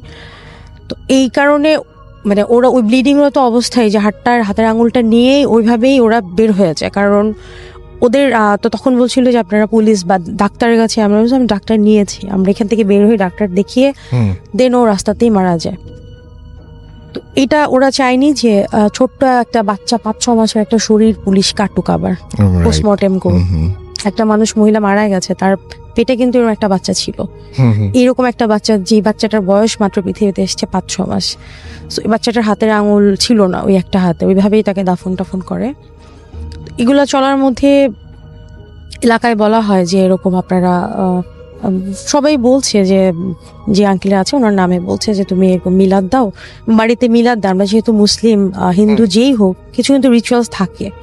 হ্যাঁ, ওইগুলো কাজগুলো উনি করেননি। আর এইগুলো আসলে কতটা সত্যি মিথ্যা যায় না, বাট তারপরে কিছু ব্যাপার থাকে। কিন্তু ওইখানে তো একটা ঘটনা হলো, যেহেতু যে মার্ডারের ঘটনাটা হয়েছে, তো পরে ওনাকে বলা হয় আপনারা মসজিদে এনে হুজুর এনে, উনি হুজুর নিয়ে আসে, নর্মালি হুজুরে এসে নামাজ পড়ে দোয়াটা পড়ে যায়, কিন্তু কোনো সমস্যার সমাধান হয় না। উপরের ফ্লোরে ওরা বলছে যে রাতের দিক হলে ওরা মনে হচ্ছে যে আত্মচিৎকার, মানে কষ্ট দিয়ে মারলে বা যদি কষ্ট হচ্ছে খুব, এরকম শব্দ পাওয়া যায়। কিন্তু ব্যাপারটা আসলে এমনি হলে হয়তো ন্যাচারাল হতো, বাট যেহেতু একটা ঘটনা হয়েছে, মানুষ এটা স্বাভাবিকভাবে নেয় না। ওনার 2 তলার ভাড়াটিও চলে যায় এই ভয়ে। তো ফাইনালি ওই আঙ্কেল যেটা করেন, ডিসাইড করে যে কিছু একটা করতে হবে। ইন দ্য মিন টাইম পুলিশের সাথে নেগোসিয়েট করে, এই আপনার মার্চে হয়তো বা ফেব্রুয়ারির লাস্টে একটা ঝামেলা, মানে বলে যে রুমটা আপনারা খুলতে পারেন, আমরা যেহেতু দেখছি 60 days হয়েছে অলমোস্ট, আমরা দেখছি ব্যাপারটা। ওই দিন লাইক আমি মার্চের ফার্স্টের দিকে একদিন রাতে 8টা-9টা বাজে, আমার ভীষণ ক্ষুধা পেয়েছে, 8:30-9টা হবে এরকমই। আমি আপুকে বললাম চলো খাওয়া দাওয়া করে আসি, রাতে ডিনার। তো ইন দ্য মিন টাইম পুষ্প আপু, আমি চলে যায় আমার আপু মেঝো আপু, ও আপনার আগে চলে গেছে যে তুই আমি লক করে আসছি। আর ফুয়াদকে ফোন করলাম যে তুমি কোথায় আছো, আসো আমরা রাতে একসাথে বাইরে খাওয়া দাওয়া করি। আচ্ছা, আপু ফুয়াদ বলে আচ্ছা তোমরা যাও, আমি পৌঁছে যাব। আমি ওইখানে নিচে গেটে তালা দিয়ে আসছি, আপু আগে গেছে, গাড়িতে উঠবে, যে তুমি আসো। আমি যাওয়ার সময় আমার গেট থেকে বের হওয়ার সময় আমি দেখি যে প্রচন্ড মানে আপনার আতর, বিভিন্ন রকমের আতর, মানে কড়া স্মেল। আতরের গন্ধ তো এমনিই খুবই করা হয়, তার মধ্যে অনেক রকম আতর। মানে আমি ওইটুকু জায়গা মনে হচ্ছে যে আমি যাওয়ার সময় আমার হঠাৎ করে শরীরটা কেমন অস্বস্তি হচ্ছে, মানে লাইক যে শরীর ভারী হয়ে যাওয়া না, মানে ব্যথা করছে বা জ্বর আসলে যেরকম হয় এরকম একটা সিচুয়েশন। আমি যেই মানে ক্রেজ নিয়ে খেতে গিয়েছিলাম, পানি ছাড়া আমি কিচ্ছু খেতে পারিনি, কিচ্ছু না, একটা মানে একটা শসা পর্যন্ত মুখে দিতে পারছি না, যে আমি এত হাঙ্গার অবস্থায় গেছি। জি। আপু বলছে যে হঠাৎ করে কি হলো তোর, আমার ফেস নিয়ে কেউ বলছে যে আস্তে আস্তে আরো নীলচে টাইপের হয়ে যাচ্ছে, মানে খুবই ব্যথায় যদি শরীর থাকে এরকম। দেন আমরা চলে আসি, 10টার মতো বাজে তখন, অলমোস্ট চলে আসি, 9:30 10টা বাজে চলে আসি। আসার পরে আমি বাসে এসেই আমার ভীষণ খারাপ লাগছে। আমি এশার নামাজটা কমপ্লিট করি, এশার নামাজ পড়ে যখন আমি কোরআন তেলাওয়াত শেষ করি, আমি কোরআন শরীফ পড়ে ওঠার পরে আমার মনে হচ্ছে যে ঘাম দিয়ে জ্বর ছাড়লে যেরকম হয়, মানে একেবারে শরীর ফ্রেশ, না মেডিসিনস না কোনো কিছু বা খাবারের কোনো কমপ্লিকেশন, আমি তো কিছু খাইনি। তো in the meantime bell বাজে, ফুয়াদ আসে। তো ফুয়াদ আসার পরে আমি বললাম যে কি হয়েছে, তুমি কোথায় ছিলে? ও খুব হাঁপাচ্ছে যে পানি দাও পানি দাও। কি হয়েছে? তো বলে তুমি কোথা দিয়ে কখন কয়টা বাজে বের হয়েছো? তাই বললাম যে ঠিক এই সময় তোমাকে তো ফোন করেছি আমি বের হওয়ার সময়। ও যেটা আমায় জানায় যে ওই বাসায় আঙ্কেল ডিসাইড করেন যে একজন বড় আলেম টাইপের সাথে কথা বলেছে, উনি বলেছিলেন 8 জন কোরআনে হাফেজ ওনার বাসায় নিয়ে এসে যে সিস্টেমে কোরআনে হাফেজ দিয়ে ওইখানে পিউরিফাই করার জন্য, আল্লাহর কালাম যেখানে থাকে, আমরা মুসলিম হলে যেহেতু সে যে মারা গেছেন উনিও মুসলিম ছিলেন, খারাপ কিছু থাকতে হয়তো এক্সিস্ট করবে না। অ্যান্ড ফর দ্যাট তারা কি করেন 8 জন। আমি প্রশ্ন করলাম যে 8 জন কেন? তো ফুয়াদ বলে আগে ঘটনাই শোনো। ওইখানে গেছে, ও আমাদের ব্রডব্যান্ডের বিজনেস, তো বেশ কিছু প্রবলেম হচ্ছিল, কয়েকজনই কমপ্লেন যে ভাই একটু প্রবলেম হচ্ছে, ওর এমপ্লয়িকে না পাঠিয়ে ও নিজে যায় যে আমি একটু দেখে আসি কি অবস্থা। তো যাওয়ার পরে যেটা, ও যখন বের হয়ে আসবে ও দেখছে যে ওখানে ওদের বসার সময় লাইটগুলো স্পার্ক করছে, আপ ডাউন করছে, মানে লাইটগুলো স্পার্ক করছে এবং আমরা কিন্তু ইলেকট্রিক ওয়েভটা বোঝা যায় যদি কোনো প্যারানর্মাল জিনিস, আগে ইলেকট্রিক ওয়েভে সেটা আছে। ওর মোবাইল ও পিসিতে দেখলো যে ওইখানে যারা যেখানে গেছেন। ও যখন বের হয়ে আসবে ওকে বলছে যে না তুমি একটু পরে যাও। বলছে কেন? না আমাকে আর্জেন্ট যেতে হবে। তো বলে না পরে যাও। তো বলে আঙ্কেল কি হয়েছে? তো আমরা যেহেতু ওয়েট করছি বাইরে, ও তখন ওরা বললো যে দেখো নিচে তো ওইরকম কোরআনে হাফেজ এসছে, তুমি যেও না। অ্যান্ড কি হয়েছে, এই হচ্ছে 8 জন আছে, ওরা 8টা পিলার, মানে আমাদের যে পিলারগুলো আছে, পিলার না মানে বাড়ির যে জানালাগুলো আছে, দরজাগুলো আছে, ঠিক আছে, লাইক হচ্ছে আপনার যেই রুমটায় মারা গেছে ওই রুমে 2টা জানালা 1টা দরজা, মাঝখানে হচ্ছে 2টা জানালা মতো হবে হয়তো, আর মানে বাইরের রুমের দিকে 3 জন, মোট হচ্ছে 8টা। আমরা কিন্তু শুনে থাকি, দেখবেন রাসেল ভাই, যে 3 জন 7 জন 11 জন, 8 জন কেন? মানে ওইখানে বের হওয়ার যতগুলো রাস্তা ছিল ওই রাস্তাগুলো দিয়ে না, শুধুমাত্র মেইন গেটে, মানে যে গেটটা দিয়ে ঢুকে ঘরের যে এন্ট্রেন্স, এই গেটে কাউকে দাঁড়া করায়নি এবং এইখানে কোনো আতর বা আপনার জমজমের পানি বা দোয়া এখানে দেওয়া হয়নি। যদি সে বের হয়ে যায় ওই রাস্তাটা দিয়ে যেন বের হয়, এবং তার বাসার আশেপাশে যারা ছিল 40 হাত না কি গজ বললো, ওই জায়গাতে যেন কোনো মানুষ না যাওয়া আসা করে। রাস্তায় যারা আছে তারা যাবে, তাদের তো আটকানো সম্ভব না, বাট বাড়ির যারা আছে তারা যেন বের না হয়। আনফর্চুনেট দ্যাট টাইম আমি ওই রাস্তাটা দিয়ে পাস করি, ঠিক আছে, মানে আমি তো না জেনে গেছি, আপুও কিন্তু গেছে, আপুর হয় নাই, কোনো প্রবলেম হয় নাই, বিকজ হচ্ছে আপু আগে চলে গেছে, আমি 1 থেকে 1.5 মিনিটের গ্যাপে বের হয়েছি। সো এই ঘটনাটার পরে দরজা জানালা খুলে দিল। সো তখন রিলেট করলাম মেবি সামথিং হ্যাপেন, কারণ না হলে হঠাৎ এরকম হওয়ার কোনো কারণ নাও হতে পারে। ঘটনাটি যিনি পাঠিয়েছেন উনি নাম প্রকাশে অনিচ্ছুক, উনি একজন ইতালি প্রবাসী। তো ঘটনাটি ওনার নানির আব্বার সাথে ঘটে যাওয়া ঘটনা, যেই ঘটনাটি উনি ওনার আম্মুর মুখ থেকেও শুনেছেন, বিভিন্ন সময় এই ঘটনাটি উনি শুনেছিলেন। তো ঘটনাটির সময়কাল 1976 সাল। তো ঘটনাটি মূলত যখন ঘটে তখন ওনার নানির আব্বা কুমিল্লা জেলার দেবিদ্বার উপজেলার একটি মসজিদের ইমাম ছিলেন। উনি প্রায় 40 বছর ধরে ইমামতি করেছিলেন। এবং শুধু যে ইমামতি করতেন তা নয়, ওনার হাতে অসংখ্য মানুষ আল্লাহর রহমতে হাফেজে কোরআন হয়েছে। উনি নিজেও বিভিন্ন সময় অনেক রোগের ট্রিটমেন্ট করতেন, বিশেষ করে জিন রিলেটেড বিভিন্ন রোগগুলো। উনি একজন ভালো রাকি ছিল না বটে। তো কুমিল্লার দেবিদ্বার উপজেলার বড় মসজিদ বলতে যেটা বোঝায় ওইটা আর কি, উনি ওখানকার বড় ইমাম ছিলেন। তো ওনার পবিত্র কোরআন তেলাওয়াতটা অসাধারণ ছিল, খুবই সুন্দর, যেই শুনতো সেই বিমোহিত হয়ে যেত। ওনার পিছনে একবার নামাজ পড়লে ওনার তেলাওয়াত শোনার জন্য অনেকেই আবার আসতেন। 1971 সালে মহান মুক্তিযুদ্ধের সময় অনেক পাকিস্তানি সোলজাররাও নাকি তার পিছনে নামাজ পড়তে আসতো। উনি মাঝে মাঝেই চিন্তা করতেন যে নামাজ পড়া অবস্থায় কোনো একটা অস্ত্র নিয়ে এই পাকিস্তানিদেরকে গুলি করে হত্যা করা যায় কিনা। কেননা উনি চিন্তা করতেন এই লোকরা এখন পিছনে এসে নামাজ পড়ছে, অথচ নামাজ পড়ে বের হয়েই আমার বাংলাদেশি ভাইদের উপর গুলি চালাবে, আমাদের মা বোনদেরকে ধরে নিয়ে ক্যাম্পে নিয়ে যাবে, এরাই এসে পিছনে নামাজে দাঁড়িয়েছে। ওরা যখন নামাজ পড়তো তখন অস্ত্রগুলো এক পাশে রাখতো। উনি চিন্তা করতেন যে ইমামতি করা অবস্থায় হঠাৎ করে নামাজ ছেড়ে দিয়ে কোনো একটা অস্ত্র দিয়ে ব্রাশ ফায়ার করে এদেরকে মেরে ফেলা যায় কিনা। কিন্তু নামাজরত অবস্থায় কাউকে এভাবে হত্যা করা যায় না, সে যে এরকম অপরাধী হোক না কেন। ওনার মাঝে মাঝে ইচ্ছা করতো, শুধু শরীয়তের বিধিবিধান থাকার কারণে উনি কখনোই এটা করতেন না। আসলে ওনার ওই অবস্থাতে কিছু করারও ছিল না। মনে মনে খুব কষ্ট পেতেন যে এই নরপিশাচগুলোই ওনার পেছনে দাঁড়িয়ে নামাজ পড়ছে। তো যাই হোক, ওনার বাসা এবং মসজিদ খুব কাছাকাছি হওয়ায় অনেক সময় মসজিদে উনি রাত্রেবেলা থাকতেন। পায়ে হেঁটে বাসায় যেতে 6 থেকে 7 মিনিট লাগতো। উনি রাতের বেলা তাহাজ্জুদের সময় উঠে তাহাজ্জুদের নামাজ পড়ে ফজরের আজানের আগ পর্যন্ত কোরআন তেলাওয়াত করতেন। ফজরের নামাজ পড়ে আরো কিছু দোয়া কালাম পড়ে তারপর উনি বিশ্রাম নিতেন।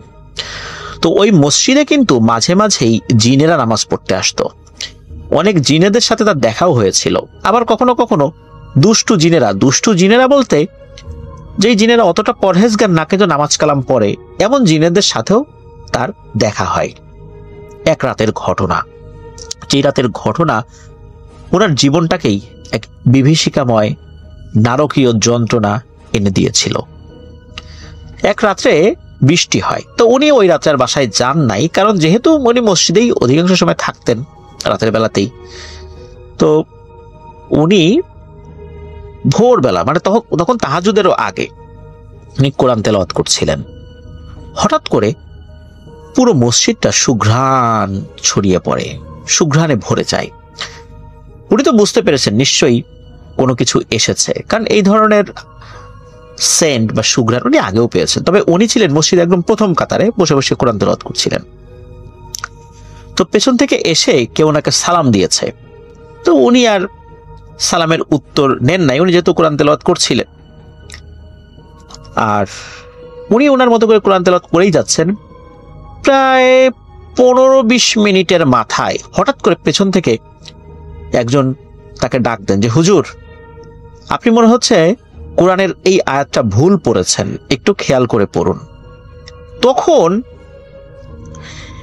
এই যে যিনি ইমাম সাহেব, উনি পেছন দিকে তাকিয়েছেন, তাকিয়ে দেখছেন যে বেশ সুদর্শন কয়েকজন মানুষ দাঁড়িয়ে আছেন। তো তাদের দিকে তাকিয়ে বলেন যে, আপনি কে হে বাপু আমার ভুল ধরার? আপনি জানেন আমি কে? আমি কোরআনে হাফেজ। আমি 40 বছর এই মসজিদে ইমামতি করি। কোরআন শরীফ কতবার খতম করেছি সেটা আমি গুণে শেষ করতে পারবো না। আজ পর্যন্ত কেউ আমার ভুল ধরতে পারেনি। আর আপনি এসে আমার ভুল ধরছেন? আমি যেটা পড়েছি ঠিকই পড়েছি, আপনার ভুল হতে পারে। আপনি কোরআন শরীফটা দেখে নেন যে ওই আয়াতটা আপনি যেটা জানেন সেখানে ওই উচ্চারণটা ঠিক আছে কিনা। তো এই কথা বলার পর ওই যে লোকগুলো দাঁড়িয়েছিল তারা একে অন্যের দিকে তাকায়। তাকানোর পর এদের মধ্যে থেকে পেছনে একজন দাঁড়িয়েছিলেন, তিনি বলেন, হুজুর, আপনি অহংকার করে ফেলেছেন আর আপনাকে এর শাস্তি ভোগ করতেই হবে। এরপরে হঠাৎ করে ওনার ডান দিকে, ডান কান বরাবর প্রচন্ড জোরে একটা থাপ্পড় এসে লাগে। এরপরই উনি সেন্স হারিয়ে ফেলেন। এদিকে উনি তো মসজিদের ভেতরে ছিলেন, ফজরের আজানের কিছু সময় পর লোকজন আসার পরে দেখা যায় যে উনি ভেতরে অজ্ঞান অবস্থায় পড়ে আছেন। তো তাকে ওখান থেকে উদ্ধার করে তার বাড়িতে নিয়ে আসা হয়। বাড়ি তো মসজিদের পাশেই ছিল। সবাই ভেবেছেন হয়তো বা রাত জাগার কারণে অজ্ঞান হয়ে গিয়েছেন, বা অসুস্থতা তো হতেই পারে, যে কোনো সময় মানুষের অসুস্থ ভাব আসতেই পারে। তো জোহরের নামাজের কিছুক্ষণ আগে ওনার জ্ঞান ফেরত আসে, কিন্তু উনি আর কথা বলেন না, চারদিকে তাকান, কথা বলেন না। এরপরই উনি এমন এমন কথা বলা শুরু করেন, বিশ্রী ভাষায় গালিগালাজ, শরীরে কোনো কাপড় রাখেন না, মানে একদম বদ্ধ উন্মাদ বলতে যেটা বোঝায়।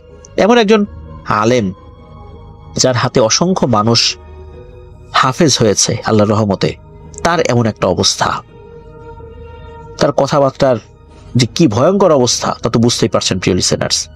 এবং উনি যখন খাবার খেতেন, কয়েকজনের খাবার একসাথে খেয়ে ফেলতেন। আর ওনার এই ধরনের সিচুয়েশনে তার পিছনে তো আসলে ইমামতি, মানে তার পেছনে তো আসলে নামাজ পড়া শরীয়ত অনুযায়ী এটা ঠিক নয়, কারণ পাগল অবস্থায় কারো ইমামতি আসলে করার কোনো যোগ্যতা থাকে না। আর পাগল অবস্থায় তার উপর নামাজ বা শরীয়তটাও বলবৎ থাকে না। তখন মসজিদে, মানে দেবীদার মসজিদে ইমামতির জন্য একজন নতুন হুজুর রাখতেই হবে। নতুন হুজুর আসেন, তো এই যে যিনি নানা, উনি তো যেই কোয়ার্টার বাসায় থাকতেন, মানে যে কোয়ার্টারটা ছিল, কোয়ার্টার ওনার জন্য একটা বাসা ছিল, এখন ওই বাসা তো ছেড়ে দিতে হবে। নতুন হুজুর এসেছেন, তিনি তার ফ্যামিলি নিয়ে ওখানে থাকবেন, তো ওই বাসাটা ছেড়ে দিতে হয়। 1968 সালে ওনার বড় মেয়ে, মানে আমাদেরকে যিনি ঘটনা পাঠিয়েছেন তার নানি, তার বিয়ে হয়। তো ওনাকে সুস্থ করার জন্য কিন্তু অনেক ট্রিটমেন্ট করানো হয়েছে, অনেক হুজুর কবিরাজ দেখানো হয়েছে, কিন্তু না, কেউই বলতে পারেনি আসলে সমস্যাটা কোথায়। সবাই বলেছেন রাত জাগে ইবাদত করার জন্য হয়তো বা এরকম হয়েছে, এমনিতে তো হতেই পারে। ওখান থেকে তার পৈতৃক নিবাস বিদ্যাকুট গ্রামে তাকে নিয়ে আসা হয়। ওখানে নিয়ে আসার পর অনেক আলেম তারা বিভিন্নভাবে চেষ্টা করেছেন, কিন্তু কেউ কিচ্ছুটি বলতে পারেনি। এভাবে কাটে 8টি বছর পাগল অবস্থা। 76 বছর বয়সে ওনার মৃত্যু হয়। কিন্তু উনি পাগল অবস্থায় ছিলেন, তাহলে এই ঘটনা কিভাবে আমরা জানলাম, তাই না? আসুন সেটা শুনি। মৃত্যুর 40 দিন আগে হঠাৎ করেই উনি ওনার সকল ছেলে মেয়েদের নাম ধরে ডাকে, অথচ এই 8টি বছর উনি কাউকে চিনতেন না। ওই সময় তো ওনার অন্য ছেলে মেয়েদের বিয়ে শাদী হয়ে গেছিল, বিশেষ করে ওনার মেয়েদের বিয়ে হয়ে তারা শ্বশুর বাড়িতে ছিল। তো উনি সবার খোঁজ খবর নিচ্ছে, এবং উনি বলতেই পারেন না যে 8টা বছর ওনার কি হয়েছে। 8 বছর পর মনে হচ্ছে উনি সুস্থ হয়েছেন। তবে সুস্থ হলে মানসিকভাবে সুস্থ হন, কিন্তু শারীরিকভাবে উনি প্রচন্ড অসুস্থ ছিলেন। এই 8 বছর উনি পাগল হয়েছিলেন। তখন তাকে জিজ্ঞেস করা হয় কি হয়েছিল, তখনই মূলত ওই রাত্রে জিনেদের সাথে ঘটে যাওয়া ঘটনা উনি বলেন, এবং অঝোর ধারায় কাঁদতে থাকেন। এবং উনি বলেন যে এই অভিশপ্ত জীবন আমার হয়েছে শুধু অহংকার করার কারণে। ভুল তো হতেই পারে মানুষের, পবিত্র কোরআন পড়তে গিয়ে ভুল হতেই পারে, কিন্তু আমি কেন এভাবে অহংকার করে বললাম যে এত বছর ধরে পড়াচ্ছি, এত হাফেজ বানিয়েছি, আমার ভুল হতেই পারে না? এই জিনিসটা আমার ঠিক হয় নাই।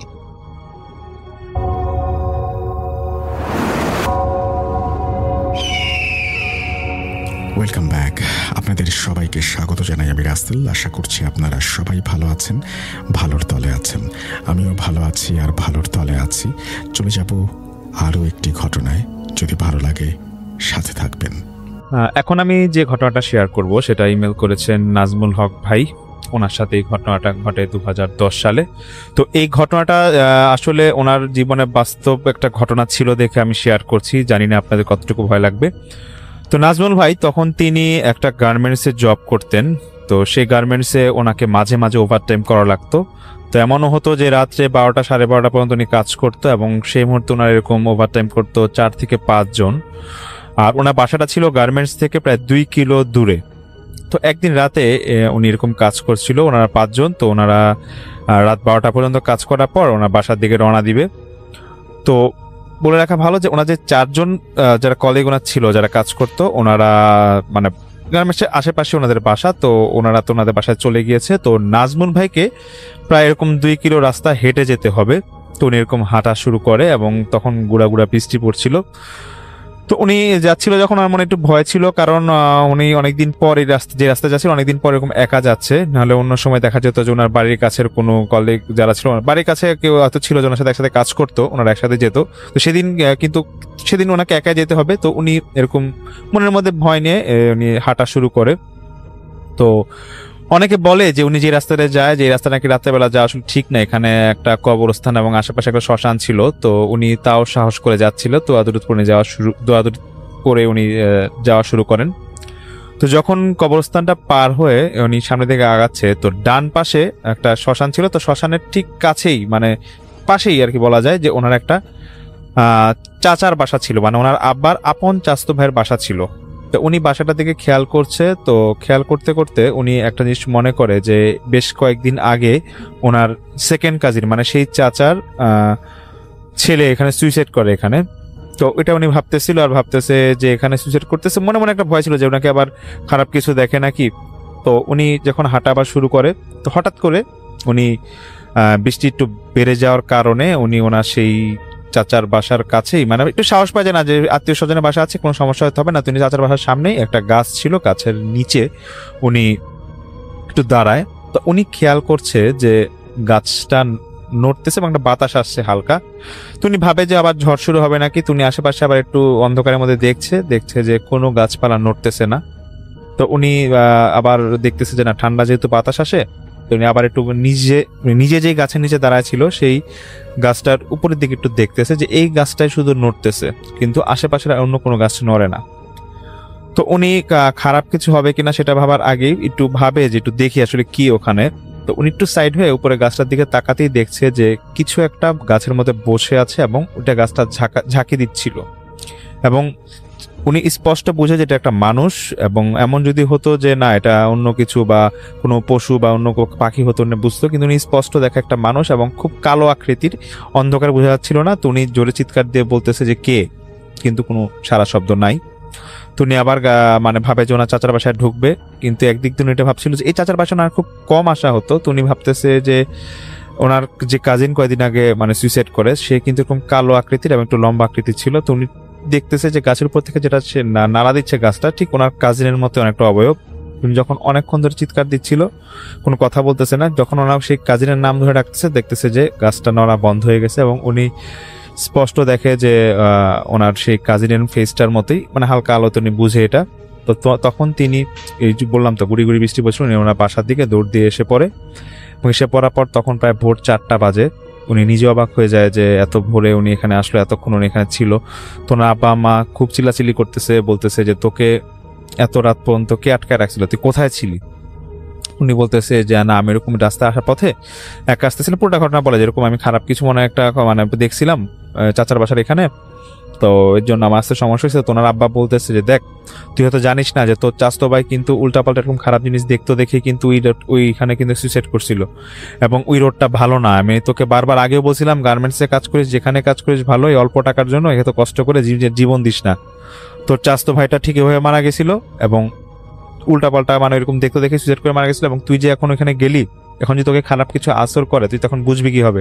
তুই যে সুইসাইড করবি না এটার কি নিশ্চয়তা? কারণ এখানে অনেকে অনেক খারাপ কিছু দেখে, এবং একবার যদি সে খারাপ কিছু দেখে সে কিন্তু বেঁচে ফিরে আসতে পারে না। তখন সেই নাজমুল ভাই বলতেছে যে ওনার আব্বার কাছে, ঠিক আছে আব্বা, আমি আশা করি আমার কোনো সমস্যা হয় নাই, তাও তুমি যদি চাও তাহলে আমি ওইরকম আমাকে হুজুর দেখাইতে পারো। তখন সেই ওনার আব্বা বলে যে ঠিক আছে, কোনো সমস্যা নেই, তুই কাজটা বাদ দিয়ে দে, আর যদি পারিস দিনে কাজ কর, রাতে কোনো কাজ এখানে করবি না। তো নাজমুল ভাই উনি এরকম ওনাকে মানে হুজুর দেখানো হয় বা এরকম, আসলে খুব একটা ওনার পরে সমস্যা হয় না। এবং উনি এটা বলে যে আসলেই সত্যি কথা যে ওই রাস্তা দিয়ে যারা আসা যাওয়া করতো এবং খারাপ কিছু দেখতো যারা, তারা নাকি এরকম মানে অনেকেই হয়েছে যে বেঁচে থাকে না, সুইসাইড করছে বা বিভিন্ন জায়গায় ওনাদের বিভিন্ন কারণে কয়েকদিনের মাঝে নাকি ওনারা মারা যেত।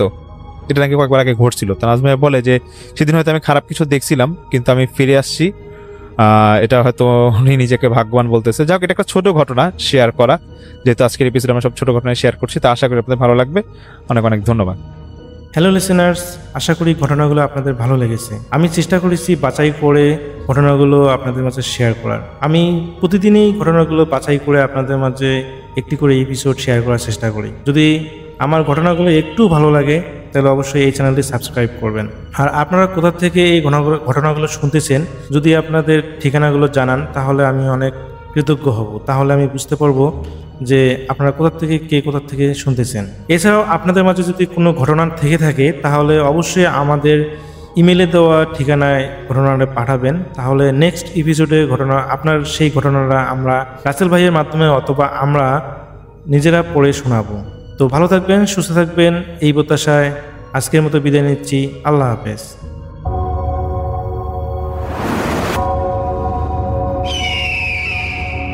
Welcome back. আপনাদের সবাইকে স্বাগত জানাই আমি রাসেল। আশা করছি আপনারা সবাই ভালো আছেন, ভালোর তলে আছেন। আমিও ভালো আছি আর ভালোর তলে আছি। চলে যাব আরও একটি ঘটনায়। যদি ভালো লাগে সাথে থাকবেন। আরও একজন অতিথির কাছে আমরা এই মুহূর্তে যাব। আপনার নামটা প্লিজ একটু বলবেন, তারপর আপনার ঘটনায় যাব আমরা। ধন্যবাদ রাসেল ভাই আমাকে অন ইয়ারে ইনভাইট করার জন্য। জি, আমি ভুলগুলি থেকে ফুয়াদ বলছি। জি, আমার এখন যে আমি ঘটনাটা শেয়ার করব আপনার সাথে, সেটি আমার সাথে বিগত 1 থেকে 1.5 বছর আগে আর কি ঘটে যাওয়া একটি ঘটনা।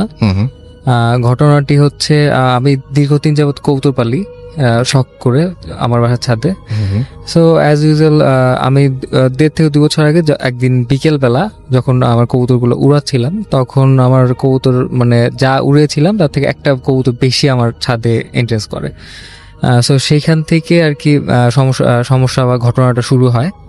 তারপর আমি কবুতরটা আসার পরে অ্যাজ ইউজুয়াল সব কবুতরের সাথে আমার কবুতর যেটা নতুন যেটা এসেছিল বাইরে থেকে, ওই কবুতরটাও ঢুকে যায় আমার খাঁচায়। এবং ঢুকে যাওয়ার পরে তারপর আমি পানি দিই সব কবুতরগুলোকে। ওইটাও দেখলাম যে খুব মানে তৃপ্তির সাথে পানি খেয়েটে মানে একদম হাঁপায় আর কি, আসলে যেরকম হয় মানে খুব পরিশ্রম করে ওইভাবে আর কি এসে আর কি খাঁচায় বসে আছে। তারপরে আমার মনে হলো কবুতরটা মানে সাদা একটা কবুতর এবং শরীরে আর কি সিঁদুর রঙের আর কি রং করা আর কি। পরে কবুতরটা আমি ধরে আর কি মনে হলো গলাটা এদিকে একটু ফুলা টাইপের বা কিছু একটা দেখা যাচ্ছে। কবুতরটা হাতে নিলাম, হাতে নিয়ে তারপরে মানে গলার মধ্যে দেখলাম যে একটা মানে 2টা সুতা, একটু পুরাতন টাইপের কাঁথা সুতা শরীরে দেওয়ার বা হচ্ছে জামার সুতা টাইপের আর কি। সুতাটা আর কি ওইটার সুতাটার সাথে একটা ছোট একটা কাগজ বাঁধা আর কি, ছোট একটা কাগজ মানে পেঁচিয়ে বেঁধে রাখছে। দেখে বোঝা যাচ্ছে যে এটা খোলা একটা উন্মুক্ত তাবিজ। আমি ওইটা খুললাম, খোলার পরে দেখলাম যে মানে হিন্দু সাংস্কৃতিক ভাষায় আর কিছু মানে ডিরেকশন দেওয়া মানে একটা তাবিজের মতো ছোট একটা মানে একটা তাবিজ পাওয়া গেল। তারপর আমি বুঝলাম যে না, এটা আর কি কোনো একটা ব্ল্যাক ম্যাজিক বা কবুতরটা আর কি ব্ল্যাক ম্যাজিক বা কোনো তাবিজের শিকার। এবং কবুতরটা অনেকদিন ধরে আর কি উঠতেছিল বা বাইরে ছিল, কবুতরের শরীরে কিছু ছিল না, মানে একদম শুকনো ছিল। তারপর আমি তাবিজটা ফেলে দিই, মানে যেহেতু বুঝলাম যে কবুতরটা তাবিজটা ফেলে দিয়ে কবুতরটা ধুয়ে আর কি আমার খাঁচায় রেখে দিই। তারপর থেকে আমার মানে ছাদে একটু প্রবলেম মনে হচ্ছিল, আমার ওই খাঁচার কবুতরগুলো অসুস্থ হয়ে গেছিল আর কি, অনেক সিক মনে হচ্ছিল। এর পরের দিনই আমার মানে ছোট বোনের বড় ছেলে ফারদিন, ও ভাইগনা আসে আমাদের বাসায় বেড়াতে। ও 6-7 বছর বয়সী। এখন ও শান্তশিষ্ট স্বভাবের একটা ছেলে। এখন সকালবেলা ওর সাথে আমার বিকেলে একটু ওকে বাইরে নিয়ে যাওয়ার কথা ছিল। তার ফলে আমি বিকেলে উঠি, সেদিন আর কি 12:30-1টার দিকে আর কি আমার উঠা হয় ছাদে। এবং তখন আমার নিষেধ থাকে যে মানে বাসা থেকে নিষেধ থাকে যে ভর দুপুর, তখন ওইটাকে ভর দুপুর বলা হয়। এবং সন্ধ্যার দিকে আমাকে মানে ছাদে যেতে নিষেধ করে আর কি আমার আপুরা বা আমার মুরব্বীরা বলেছেন আর কি।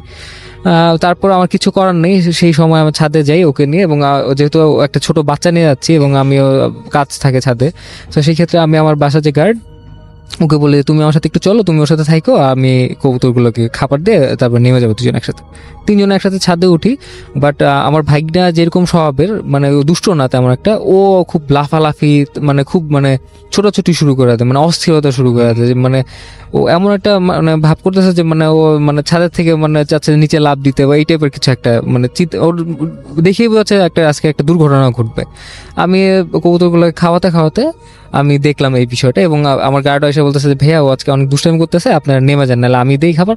আমি চিন্তা করলাম যে হ্যাঁ, একটা দুর্ঘটনা হওয়ার থেকে আমাদের আবার সাইডে বাড়ির একটু কনস্ট্রাকশনের কাজ চলতেছিল, চিন্তা করলাম যে প্রবলেম হওয়ার থেকে আমি নেমে যাই, তাড়াতাড়ি কবুতরগুলো লক করে আমি প্যাক করে বাসায় মানে নিচে বাসায় যাওয়ার জন্য যাচ্ছি। এখন ও আমার হাতের থেকে এমনভাবে টানানো শুরু করছে মানে ও আমাকে শুদ্ধ নিয়ে ফেলে দিবে। আমার বাসার ছাদ হচ্ছে 6 তলা, আমি থাকি 2 তলা। আচ্ছা। তারপর ও দৌড়ায় এসে আমার হাত থেকে ঝাড়তে দৌড়ায় এসে গেট খুলে পাখির ঘরে দৌড় দিয়ে ঢুকছে। পাখির ঘরে দৌড় দিয়ে পাখির ঘরে আমার একটা কাজিন ছিল তানি আপু, তাকে যা মানে ধরে আর কি খালামুনি বলে জড়ায় ধরছে। তারপরে আর কি ওদিক থেকে আমি আর দূরে দেখছি। একটু পরে আমি আমার বোনের রুমে বসে আছি, কাজিনটা গিয়ে ফ্রেশ হওয়ার জন্য ওয়াশরুমে গেছে। একটু পরে মানে হাতের থেকে হয়তো মগ ছিল, মগটা পড়ে যাওয়ার প্লাস একটা ধাম করে একটা সাউন্ড শুনতে পাই। আমরা তো সবাই মানে আমি আমার বোন বাসায় যারা ছিলাম দৌড়ে যায় দেখি যে এরকম ওয়াশরুমের ভিতরে পড়ে আছে, মুখ দিয়ে আর কি একটু একটু একটু লোলের মতন পড়ে আসছে, মানে চলে আসছে। আর মানে উনি মানে আর নড়চড়া করতে পারতেছে না। একটু পরে আপুরে সাথে সাথে ওদিক থেকে তুলে এনে মানে ক্লিন করে খাটে রাখলাম। রাখার পর থেকে আপু অনেক অস্থিরতা করতেছে, অনেক অস্থিরতা গোঙাচ্ছে এবং মানে খুবই অস্থিরতা করতেছে। তারপরে মানে আর আপু মানে আমরা তো অনেক ভয় পেয়ে গেছি যে মানে এরকম করতেছেন, প্লাস মানে উনি ইশারায় কিছু একটা চাচ্ছে, চোখ টোক বন্ধ কিন্তু হাত দিয়ে ইশারায় মানে আঙুল দেখাচ্ছে, মানে কলম টলম টাইপের কিছু দেখতে যাচ্ছে। তখন আমরা আরো টেনসড হয়ে যাই। একটু ওনাকে একটা পেন আর হচ্ছে একটা পেপার আর কি ওনার হাতে দেওয়া হয়। উনি কি জানি লেখে, মানে এরকম আঁকাকি করে বা হাতে লেখে, উনি রাইট হ্যান্ডে লেখে সবসময়। সে বা হাতে কি জানি একটা লেখলো, আমরা তাতে লেখে বা হাতে তিনি লেখেন না না না না না না এবং তার চোখ বন্ধ। ওকে, আমরা পেপার ধরছি, পেপার সহ ওই খাতাটা ধরছি এবং সে আর কি পেনটা নিয়ে কিছু একটা লেখার চেষ্টা করছে। আমরা ওইটার দিকে আর মনোযোগ দিইনি, আমরা তাড়াতাড়ি মানে করার পরে লেখার পরে পেপারটা সরিয়ে দিছি। দেওয়ার পরে আমাদের বাসায় আর কি ছিল একটা ছোট একটা পিতলের ছোট একটা বাটি ছিল, বাটিটার মধ্যে আয়াতুল কুরসি লেখা ছিল, আমার বাবা আজমির থেকে নিয়ে এসেছিল। আমরা ওইটাতে করে জমজমের পানি খাই বা ওইটা আমরা এই কাজে ইউজ করি, যে খারাপ লাগলে বা যদি যে কোনো কারণে আমরা জমজমের পানিটা ওই বাটি দিয়ে খাওয়ার চেষ্টা করি। এমনি আমাদের মানে ভাল লাগে ওই ইয়াটাতে, মানে বিশ্বাস ওইটাতে। তো সেই ক্ষেত্রে এইভাবেই ওইটার মধ্যে পানি নিয়ে আমার বোন চারকুল পরে আয়াতুল কুরসি পরে ওইটা ফু দিয়ে একটু খাওয়ানোর চেষ্টা করে যে এরকম করতেছে কেন হঠাৎ। প্লাস হচ্ছে মানে কোনো মানে হঠাৎ করে মানে খুব হাইপার উনি করতেছে কিন্তু কথা বলতে পারতেছে না, মানে স্ট্রোক করলে যেরকম হয়। তারপরে এরকম দেওয়ার চেষ্টা করি এবং যখন শরীরে একটু ছিটানোর চেষ্টা করি তারপর থেকেই মানে মুখ ছুটে যায়, ও বাবা ও মা গো, ঠিক আছে চলে যাচ্ছে, বা এরকম আমি পারতেছি না, খুব ব্যথা, ঠিক আছে এরকম মুখ করতেছে। আর চোখ টোক বড় হয়ে লাল হয়ে উল্টায় যাচ্ছে, এতক্ষণ চোখ বন্ধ ছিল, চোখ খুলতে পারতেছে না, চোখ উল্টায় যাচ্ছে। তার আর হচ্ছে মানে ওনারা আমি আমার বোন আমরা 2-3 জন মিলে ধরে রাখতে পারতেছি না, মানে উনি মানে পেটের দিক থেকে বুকের দিকে উঠে বসে যাচ্ছে, গড়ায় পড়ে যাচ্ছে খাটের থেকে। তার একটু পরে তখন তো অলরেডি সূরা ইয়াসিন পড়তেছিল তখন আমার বোন। তারপরে আমি আমার বোন আমরা দুজনই আর কি চারকুল তারপরে আয়াতুল কুরসি পড়ি এবং পড়ে যখন ওনার 2 কানের পাশে 3টা তালি দেই, তারপরে আস্তে আস্তে মানে ওনার মানে এই জ্বালা পড়া বা ওনার অস্থিরতা আস্তে আস্তে কমে গিয়ে আস্তে করে উনি মানে ঠান্ডা হয়ে ঘুমায় যাওয়ার পরে এর মধ্যে আমরা আমাদের পাশে তখন শুক্রবার ছিল, তো সেই ক্ষেত্রে সব আশেপাশের ফার্মেসিগুলো বন্ধ ছিল। আমাদের পরিচিত একটা মানে এমবিবিএস করা ডাক্তার ছিল, ওনাকে নিয়ে এসে চেক আপ করালাম যে কোনো প্রবলেম কিনা বা বিপি কেমন বা ব্লাড প্রেশার কেমন আছে, সবকিছু উনি চেক করলো, সবকিছু অ্যাজ ইউজুয়াল ফাইনাল, উনি ঘুমাচ্ছে। উনি ভাইয়া জিজ্ঞেস করলে কি হয়েছে, আমরা বললাম যে না সকালে একটু এরকম প্রবলেম হয়েছিল, একটু মানে অস্থিরতা করতেছিল, এই জন্য আর কি এখন একটু আগে না খেয়ে ঘুমায় গেছে, এই জন্য আর কি ভাই আপনাকে ডাক দিয়ে আনা হয়েছে। তারপরে আপু উঠলো বিকেলের দিকে উঠার পর তার শরীরে অনেক ব্যথা এবং মানে আপুরা যখন ওনার গাটা চেক করলো তখন দেখলো পিঠের মধ্যে ছোট ছোট বাচ্চার অনেকগুলো থাপ্পড় দিয়ে যেরকম চাক হয়ে থাকে এরকম কয়েকটা দাগ। আর হচ্ছে আপুরে তেমন আর তখন কিছু বলা হয় নাই। তারপরে যখন আপু একটু ঠান্ডা হলো, ভাত খাওয়ানোর পরে আপুকে জিজ্ঞেস করা হলো যে মানে তোমার কি কোনো সমস্যা হয়েছিল বা কি হয়েছিল, মানে কোনো প্রবলেম হয়েছিল? তখন উনি বললো যে এরকম তেমন তো আমার কাছে তেমন কোনো প্রবলেম হয়নি, বাট আমি যেটা দেখলাম যে ফারদিন বাসায় এসে দৌড়ায় এসে খালামণিবেলা ধরার জন্য যখন আসতেছিল, একটু পরে যখনই মানে একটু ক্লোজের দিকে আসতেছিল তখনই আর কি দেখলো যে ফারদিনের মতনই বয়সী, মাথাটা বড়, একটা বামুন টাইপের কিছু একটা মানে ওনার কাছে দৌড়ায় আসলো, ঠিক আছে। মানে আস্তে আস্তে দেখলো যে এরকম আসলো এবং যতই কাছে আসার পরে একটা বাতাস লাগলো ওনার শরীরে। তারপর থেকে আর ওনার কিছু মনে নাই। আর হচ্ছে তারপরে আমাদের তখন মনে আসলো যে আপু তো কিছু একটা লেখছিল বা কিছু দাগাইছিল, দেখি কি আছে ওইটার মধ্যে লেখা ছিল যে এরকম মানে আমাদের ফ্যামিলিতে ফুয়াদের অনেক বিপদ, মানে আমার অনেক বিপদ, ঘরে 4 কোণা আজান দাও, আর হচ্ছে বাচ্চার পকেটে একটা তাবিজ, ঠিক আছে, এই টাইপের কিছু একটা ছিল, এই টাইপের একটা ভাঙা লেখা ছিল বা হাত দিয়ে। তারপরে যা আমার ভাইগনার তো দুপুরবেলা গোসল করানো হয়েছে, যেই কাপড়টা ময়লা ছিল সেই কাপড়টার ঠিকই ওই প্যান্টের পকেটে যা দেখি ওই তাবিজটা, যেটা আমি ফেলে দিয়েছিলাম। তারপরে আমি বুঝছি যে এই তাবিজটার কারণে বা হয়তো ভর দুপুরের কারণে কিছু একটা আসছিল ওই কবুতরটার মাধ্যমে। তো আমি ওই তাবিজটা নিয়ে পুরায় ফেলার পর পরের দিন আমি যখন ছাদে যাই দেখি যে ওই কবুতরটা কোনো প্রবলেম ছাড়া, কোনো ব্লিডিং নাই, কোনো মানে কোনো ইঁদুর বা বিড়াল বা কাক কোনো কিছুর অ্যাটাক ছাড়াই কবুতরটা মরে পড়ে আছে। এখন এই হচ্ছে আমার ঘটনা ছিল, বাট এরপরে তার আমার কোনো প্রবলেম হয়নি। বাট এই ঘটনাটা শেয়ার করার মানে মূল কারণ হচ্ছে যে আমরা মাঝে মধ্যে রাস্তা থেকে বা হচ্ছে দেখি যে আমাদের বাড়ির আঙিনায় বিভিন্ন পাখি, কাক, তারপর বিড়াল এগুলো আসে, আমরা অনেক বাজেভাবে ট্রিট করি। সো আমাদের একটু বুঝে শুনে বা আমাদের ব্যাপার স্যাপারগুলো একটু চিন্তা ভাবনা করে আমাদের করা উচিত। এই ছিল। মানে আপনি বলতে চাচ্ছেন যে এদের সাথে অনেক কিছু অনেক সময় আমাদের বাসায় ঢুকে পড়ে। থ্যাংক ইউ সো মাচ, আপনাকে অনেক ধন্যবাদ আপনার এখানে এসে ঘটনা শেয়ার করার জন্য। আমি দেখতে পাচ্ছি আজকে টুইটে দিয়ে শুরু করি। আমি দেখতে পাচ্ছি খায়রুল ইসলাম আমাদের সঙ্গে আছেন, লিখেছেন তিনি আমাদের যে টুইটারে যে পেজ রয়েছে, একটু আগে বললাম যে আর যে রাসেল নামে একটা পেজ রয়েছে এখানে, এবং সেইখানে তিনি লিখেছেন রাসেল ভাই খুব ভয় লাগছে। খায়রুল ইসলাম নড়াইল থেকে শুনছেন। জ্যোতির্ময় লিখেছেন আই লাভ ভূত এফএম, আমাদের সঙ্গে আছেন দেখতে। প্রিয় লিসেনার্স, এই এপিসোডে আপনারা শুনবেন গ্রামের ভয়ঙ্কর ঘটনাগুলো। এছাড়াও আরও অনেক ঘটনা শুনতে পাবেন। শুধুমাত্র বাছাইকৃত ভয়ঙ্কর ঘটনাগুলো দিয়ে সাজানো হয়েছে আজকের এপিসোড। আপনারা যারা বাছাই করা ঘটনাগুলো শুনতে চান তারা অবশ্যই এই চ্যানেলটি সাবস্ক্রাইব করে পাশে থাকুন। আর ইতিমধ্যে যারা সাবস্ক্রাইব করেছেন তাদেরকে জানাই অসংখ্য ধন্যবাদ। এই চ্যানেলে অসংখ্য ঘটনা পাবলিশ করা আছে, আপনারা চাইলে সেই ঘটনাগুলো শুনে আসতে পারেন। আমরা প্রতিদিন রাত 10টায় এই চ্যানেলে নতুন নতুন ঘটনা পাবলিশ করি। তো চলুন আজকের ভিডিওতে যে ঘটনাগুলো শেয়ার করেছি প্রথম থেকে শেষ পর্যন্ত শুনে আসি। হ্যালো রাসেল ভাই, আমি নন্দিতা, কলকাতা ইন্ডিয়া থেকে। অনেকদিন পর আবার একটা স্টোরি পেলাম, তো সেই জন্য অনেকদিন পর আসলাম। তো anyways I missed all of you. বেশি না বলে আমি একবার সরাসরি স্টোরিতে চলে যাই। এটা একটা রিয়েল ঘটনা, বেশি না 10-12 দিন আগে আমার সঙ্গে ঘটলো। আমি কলকাতা থেকে সিমলার উদ্দেশ্যে কালকা ট্রেনে বা কালকা মেলে আমি উঠেছিলাম। তো 9 ফেব্রুয়ারি রাত্রেবেলা। তো 9 তারিখে আমি ট্রেনে যাওয়ার সময় আমার সেরকম কোনো অসুবিধা হয়নি, কিন্তু 10 তারিখ রাত্রেবেলা হঠাৎ আমরা সবাই 4 জন ছিলাম, মানে আমি, আমার হাজব্যান্ড আর আমার একটা ফ্রেন্ড আর তার হাজব্যান্ড। তো সবাই একসাথেই ছিলাম। তো একটু মজা আমোদ আহ্লাদ করার পরে আমাদের সবাই খুব টায়ার্ড ছিলাম, তো ডিনার করে যে যার মতো ঘুমিয়ে পড়েছিল। তার আগে বলে রাখা উচিত, কিছুদিন আগে মানে 9 ফেব্রুয়ারির অ্যাবাউট 1-1.5 মাস আগে আমাদের এই এলাকার থেকে পাশের এলাকায় একটি ঘটনা ঘটে যায়। একটি মেয়ে, সবে বিয়ে হয়েছিল, 4-5 দিনের পরে যে মেয়েরা শ্বশুর বাড়িতে আসে আমাদের বাঙালির মধ্যে, তো সেই মেয়েটাও সেরকমই এসেছিল। কিন্তু ঘরে কেউ না থাকায় মেয়েটি হঠাৎ ঘরে দরজা বন্ধ করে নিজে আত্মহত্যা করেছিল, যার ফলে মেয়েটি খুব বিচ্ছিরি ভাবে মারা যায়। ইভেন সেই মেয়েটি বাঁচার জন্য চেষ্টা পর্যন্ত করেনি। যখন তাকে সবাই রেস্কিউ করতে গেছে, সবাই দেখছিল সে বসে বসে মানে নির্দ্বিধায় পুড়ে যাচ্ছে। তো কেন, কি কারণে হয়েছে সেটা কেউই বুঝতে পারেনি, সেটা খুবই একটা রহস্যজনক ব্যাপার। তো সে মেয়েটা মারা যাওয়ার পরে সবাই এলাকাবাসী খুবই মানে ভয় এবং সন্তুষ্ট হয়ে পড়েছিল, বিকজ এমনিতে এলাকাটা খুব জমজমাট। কিন্তু মেয়েটা মারা যাওয়ার পরে সবাই খুব বেশিভাবে মেয়েটার ছায়া বা মেয়েটার আত্মা বা মেয়েটাকে দেখতে পাচ্ছিল, হয় 3 রাস্তার মোড়ে। রাত্রে 10টার মধ্যে যে যার ঘরে ঢুকে গিয়ে মানে রাস্তা পুরো থমথমে হয়ে যাচ্ছিল। কেউ ওরকম ভাবে রাস্তাঘাটে কেউ বেরোতে পারছিল না, কেউ যাচ্ছিল না।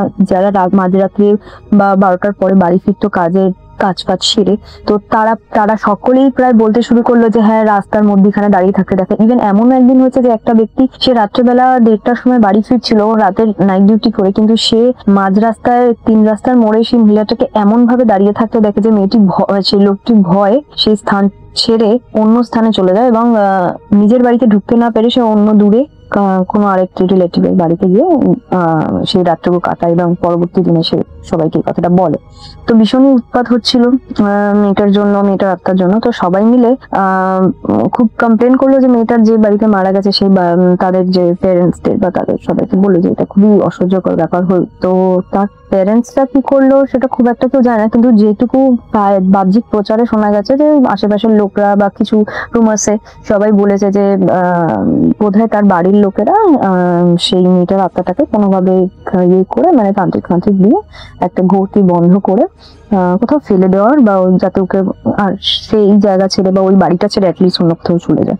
তো আমি এটুকু তখনও খুব একটা ভালোভাবে শুনিনি, আমি এটা পরে শুনেছি। মেয়েটাকে জানতাম মেয়েটা মারা গেছে। তো আমি যেদিনকারে 10 তারিখে রাত্রেবেলা যখন আমি ট্রেনে, কারণ 11 তারিখ সকালবেলা আমাদের কালকায় মানে ট্রেনটা ইয়ে করতো, তো আমরা 11 তারিখে রাত্রেবেলা 10 তারিখে রাত্রেবেলা খুব তাড়াতাড়ি শুয়ে পড়ার জন্য আমরা সবাই খেয়ে দিয়ে প্রিপেয়ার হয়ে শুয়ে পড়েছিলাম। আর তার আগে একটু মানে একটু মজা করার জন্য আমাদের একটু শারীরিকভাবে আমরা খুবই মানে খুব বেশি টায়ার্ড হয়ে পড়েছিলাম, বিকজ আমরা অনেক ফান মানে করতে করতে যাচ্ছিলাম। সো সেই সময় রাত্রেবেলা হঠাৎ মাঝরাত্রির দিকে আমি একটা অদ্ভুত স্বপ্ন দেখি কি যে সেই মেয়েটা একটা মাঠের কাছে বসে আমাকে বলছে যে মেয়েটা খুব কাঁদছে আর আমাকে বলছে যে আমাকে পুঁতে দিয়ে গেছে, আমি এখানে থাকতে পারছি না, আমার খুব কষ্ট হচ্ছে। খুব করুণ ভাবে মেয়েটা আমাকে বলছে, আমি যেন স্বপ্নের মধ্যে তাই দেখলাম। আমাকে খালি একটাই কথা বললো যে আমাকে আমার হয়ে প্লিজ মা কালীর কাছে প্রার্থনা করো, তাহলে আমার মুক্তি। খুবই করুণ ভাবে মেয়েটা কাঁদতে কাঁদতে বললো আমি সবে বিয়ে হয়েছে, আমার বয়স 25, আমি সহ্য করতে পারছি না এই যন্ত্রণা। এরকম করে মেয়েটা খালি কাঁদছিল আর আমাকে খালি বলছিল যে আমায় পুঁতে দিয়ে গেছে, আমি এখানে থাকতে পারছি না, আমাকে এখান থেকে মুক্তি দাও, তুমি মা কালীর কাছে প্রার্থনা করলে আমি মুক্তি পাবো। আমি স্বপ্নের মধ্যে শুধু এটাই দেখে গেছি। তো আমি নিজেও জানি না যে আমি বোধহয় স্বপ্নের মধ্যেই চিল্লাচ্ছিলাম যে মেয়েটা খুব কাঁদছে, মেয়েটা খুব কাঁদছে, মা কালীর কাছে প্রার্থনা করো। আমি নিজেও খুব কাঁদছিলাম, মানে চিল্লে মানে বলছিলাম। তো ওপরে আমার হাজবেন্ড শুয়েছিল, তো হঠাৎ নিচে এসে ও যখন আমাকে তুললো তখন দেখলাম আমি তখনও মানে রীতিমতো এরকম বলে যাচ্ছি। তো চোখে মুখে জল দিতে আমার কিছুটা হলেও আমার সেন্সটা হলো। তো আমি তখন তাদেরকে বললাম এরকম একটা খারাপ স্বপ্ন দেখেছি, আমাদের বাড়ির ওখানে একটা মেয়ে মারা গেছে, আমি দেখছি যে তাকে হয়তো এরকম মাছ মানে কোন একটা ক্ষেত বা একটা মাছের মধ্যখানে তাকে এরকম বন্ধন করে তাকে ঘটের মধ্যে তাকে বন্দি করে আর কোথাও পুঁতে দিয়েছে, সে খুব কষ্টে আছে, বলছে মা কালীর কাছে প্রার্থনা করলে সে মুক্তি পাবে। তো তারা সবাই ভাবলে হয়তো আমি স্বপ্ন দেখেছি কোনো একটা ভাবে, কোনো সম্ভাবনা একটা কোনো স্বপ্ন দেখেছি, তো এটা জাস্ট এমনি একটা স্বপ্ন। তো আমিও নিজেও খানিকটা তাই ভাবলাম, কিন্তু তারপরে আবার সবাই শুয়ে পড়েছিল। তো আমরা মাঝরাত্রে আমার না হঠাৎ কি মনে হলো, তার কিছুক্ষণ পরে ঘন্টা দেড়েক পরে আমি ওয়াশরুমে যাওয়ার জন্য একটু মানে আমার ফিল হলো যে আমি ওয়াশরুমে যাবো। তো আমি ভাবলাম একটু চোখ মুখ ধুয়ে আসি যাই। তো ট্রেনে তো এমনিতেও খুব দোলে, তো আমি যেতে গিয়ে আমি ফিল করতে পারছি যে আমি যেন মনে হলো আমি মাথাটা ঘুরে পড়ে গেলাম, কিন্তু আমি সেন্স ছিল যে আমার মাথাটা ঘুরছে, আমি পড়ে যাচ্ছি। তো আমি তারপরে ধরে উঠলাম। তো আমার যে বন্ধুর হাজবেন্ড ছিল, যেহেতু ট্রেনে একটু ভয় থাকে যে কখন কে কোথা থেকে আসছে, সবাই বেসিক্যালি রাত্রেবেলা ঘুমাতে থাকে, তো সে আমাকে দেখেছিল যে আমি একা একা যাচ্ছি, তো আমার পেছন বেরিয়েছিল। তো আমি পেছন ঘুরে দেখছি, আমি যখন পড়ে গেছি তারপর উঠে আমি পেছন ঘুরে দেখছি দাদা দাঁড়িয়ে আছে। তো আমি আমাকে জিজ্ঞেস করলো কি বাথরুমে যাচ্ছি, আমি বললাম না আমি পড়ে গেছি, আমি আর যাবো না। বলতে শুধু এটুকু বলেছি যাবো না, আমি আর কিছুই হয়নি সেদিনকার। আমি জানি না কেন হঠাৎ আমি পুরো ব্ল্যাক আউট হয়ে গিয়ে আমি পুরো মানে কোনো সেন্স নেই, আমি অজ্ঞান হয়ে গেছি। তো তারপর আমার মনে নেই আমার কখন সেন্স এসছে, যখন সেন্স এসছে আমি দেখছি কি যে আমাকে তুলে নিয়ে গিয়ে ওখানে জাস্ট বসানো হয়েছে। তো আমি সেই দিনকারে আমার কিছুই হয়নি, কোনো শারীরিক ভাবে অসুস্থ ছিলাম না, সেরকমও কিছু হয়নি। আমি জানি না স্বপ্নটা দেখার পর আমি কেন এরকম অদ্ভুত ভাবে, মানুষ একবার অজ্ঞান হয়, আমি পরপর দুবার কি করে আমার সেন্স লেছে এবং উইদিন 30 সেকেন্ড আমার জিনিসটা হয়েছে, 30 সেকেন্ড টু 1 মিনিট আমার জিনিসটা হয়েছে। তো আমি খুব সারপ্রাইজ। তবে আমি সকালবেলা আমি খুব টায়ার্ড ছিলাম, কারণ আমার খুব জোরে মাথায় লেগেছিল, মুখটা ছিঁড়ে গেছে। তো আমি তারপরে আমাদের সেদিনকার মর্নিং এ কালকা থেকে টয় ট্রেন ছিল। তো আমি এমনিতে কোনোদিনও তার আগে সিমলায় কখনো যাইনি বা তার সম্বন্ধে সেরকম কিছুই জানতাম না, ইভেন আমরা চারজনেই কেউই কিছু জানতাম না। তো আমি সেদিনকারে মর্নিং এ যখন কালকা পৌঁছলাম, তারপরে সারাদিন ওয়াক করে সারাদিন আমরা ওখান থেকে গাড়িতে করে মানে সিমলায় গেলাম। দেন ওখান থেকে যখন আমি সিমলাতে সেদিনকার আমাদের স্টে ছিল, তো আমি হঠাৎ আমাদের রাত্রেবেলা খাবারের জন্য আমরা বাইরে কোথাও মানে একটা একটা হোটেল বা রেস্টুরেন্ট খুঁজছিলাম যেখানে গিয়ে খেতে খাবার দাবার পাওয়া যায়। তো আমি সেদিনকারে ওখানে মানে সারাদিন আমরা ঘোরার পরে রাত্রেবেলা খুব টায়ার্ড ছিলাম, তো ভাবলাম কাছে কোথাও থেকে খাবার দেবো। তো খুঁজে খুঁজে আমাদের একটু দূরই হয়ে গেছিল। তো যেহেতু একটু বাঙালি খাবার দাবারের প্রতি আমাদের বেশি আসক্তি, তো আমরা কয়েকজনকে একজন হঠাৎ একটা লোক দেখা গেল। আমরা প্রথমে ভাবছিলাম বাঙালি খাবার তো এখানে পাবোই না, তো হঠাৎ একটা লোককে দেখা গেল, সে বললো বাঙালি দাদা। আমরা বললাম হ্যাঁ। বলছে এখানে আসতে কোথা থেকে এসেছেন জিজ্ঞেস করা, আমরা বললাম কলকাতা থেকে গেছি। তো তিনি বললেন তিনিও কলকাতারই মানুষ, এখানে থাকেন। তো তিনি বললেন আপনারা কি বাঙালি খাবার খুঁজছেন? তো আমরা বললাম হ্যাঁ, আমরা ভালো একটা হোটেল, আমরা বলেছিলাম তাকে যে আমরা একটা ভালো হোটেল খুঁজছি, কোথাও খাবার দাবার ভালো পাওয়া যাবে। তো তিনি বললেন আপনারা তো বাঙালি খাবার যদি খেতে চান উপরে কালী মন্দিরে চলে যান। তো আমাদের কোনো আইডিয়াই ছিল না সিমলার মতো একটা জায়গায় যেখানে অন্য ঠাকুর বসবাস, সেখানে একটা বাঙালি ঠাকুর মানে হিন্দু বাঙালি ঠাকুর মা কালী কি করে ওখানে ওয়ার্শিপ হয়। তো আমাদের কোনো এই সম্বন্ধে ধারণাই ছিল না। ইভেন আমরা এটাও জানতাম না সেটা ঠিক আমাদের হোটেলের পাশেই ছিল, আর বড্ড কোইন্সিডেন্সলি এই জিনিসটা ছিল। তো আমার সেদিনকার কানেক্ট করতেই অসুবিধা হচ্ছিল যে আমি গতকাল রাত্রিরে যখন গেলাম ওখানে, তো আমরা কোনোভাবেই নলেজ ছিল না যে আমরা একটা কালী মন্দিরের পাশেই টিকেটেছি। তো যাই হোক, আমি যখন সেই কালী মন্দিরটার কাছে আমরা গেলাম, তো বললো যে এখানে আশেপাশে পাশেই একটা জায়গা রয়েছে। তো আমরা বললাম চলো কালী মন্দিরটা দেখে আসি। বিশ্বাস করবেন আমার ফিলিংসটা তখন কালী মন্দির ঢোকার পরে হঠাৎ করে আমার মনে পড়ে গেল যে গতকাল রাত্রিরে আমার সঙ্গে কি হয়েছিল, আর অন্য কোনো ঠাকুর না, হঠাৎ সেই মেয়েটি আমাকে কালী ঠাকুরের কথাই কেন বলেছিল। আর সব থেকে বড় কথা, আমি ওই কালী ঠাকুরটাকেই স্বপ্নের মধ্যে দেখেছিলাম। তো আমি জানি না জিনিসটা আমার সঙ্গে কি হয়েছে বা কেন হয়েছে। আমি যখন ঠাকুরটাকে দেখলাম তখন আমি নিজেকে রিলেট করতে পারলাম। এতক্ষণ সকাল থেকে যা বা ঘটনাটা হওয়ার পর থেকে যা মনকে বুঝিয়েছিলাম যে না এটা সামহাও হতে পারে, কোইন্সিডেন্স হতে পারে বা কিছু হতে পারে, কিন্তু পরপর ঘটনাগুলো, প্রথমে মেয়েটাকে দেখা স্বপ্নের মধ্যে ওরকম, আর বিশেষ করে পার্টিকুলারলি মা কালীর কথা বলে, ইভেন ওই ঠাকুরটাকে আমি স্বপ্নের মধ্যে দেখেছিলাম। ইভেন তার প্রিয় লিসেনার্স, এই এপিসোডে আপনারা শুনবেন গ্রামের ভয়ঙ্কর ঘটনাগুলো। এছাড়াও আরো অনেক ঘটনা শুনতে পাবেন। শুধুমাত্র বাছাইকৃত ভয়ঙ্কর ঘটনাগুলো দিয়ে সাজানো হয়েছে আজকের এপিসোড। আপনারা যারা বাছাই করা ঘটনাগুলো শুনতে চান তারা অবশ্যই এই চ্যানেলটি সাবস্ক্রাইব করে পাশে থাকুন। আর ইতিমধ্যে যারা সাবস্ক্রাইব করেছেন তাদেরকে জানাই অসংখ্য ধন্যবাদ। এই চ্যানেলে অসংখ্য ঘটনা পাবলিশ করা আছে, আপনারা চাইলে সেই ঘটনাগুলো শুনে আসতে পারেন। আমরা প্রতিদিন রাত 10টায় এই চ্যানেলে নতুন নতুন ঘটনা পাবলিশ করি। তো চলুন আজকের ভিডিওতে যে ঘটনাগুলো শেয়ার করেছি প্রথম থেকে শেষ পর্যন্ত শুনে আসি। হ্যালো লিসেনার্স, আসসালামু আলাইকুম। আশা করি সবাই ভালো আছেন, ভালোর দলে আছেন। আজকে যে ঘটনাটা আমি আপনাদের কাছে শেয়ার করব সেই ঘটনাটা পাঠিয়েছেন দেবলীনা দে কলকাতা থেকে। তো তিনি আমাকে যেভাবে শেয়ার করেছেন আমি চেষ্টা করব আপনাদের মাঝে সেভাবে শেয়ার করার। তো ঘটনার শুরুতে রমিতা এবং তার বোনের সাথে কথা হচ্ছিল। এখানে রমিতা মল্লিক, তিনি একজন গৃহিণী, কলকাতায় থাকেন। তার একটা মেয়ে বাচ্চা আছে, নাম হচ্ছে মণি, এবং তার হাজব্যান্ড একটা অফিসে চাকরি করেন। তো অফিসে চাকরি করার কারণে কয়েকদিনের ছুটিতে বাইরে চলে গেছেন। তো শুরুতে যেটা বলছিলাম, রমিতা এবং তার একমাত্র বোনের সাথে কথা হচ্ছিল। তো রমিতা তার বোনের সাথে কথা বলে জানতে পারে যে তার বোন মোটামুটি অসুস্থ।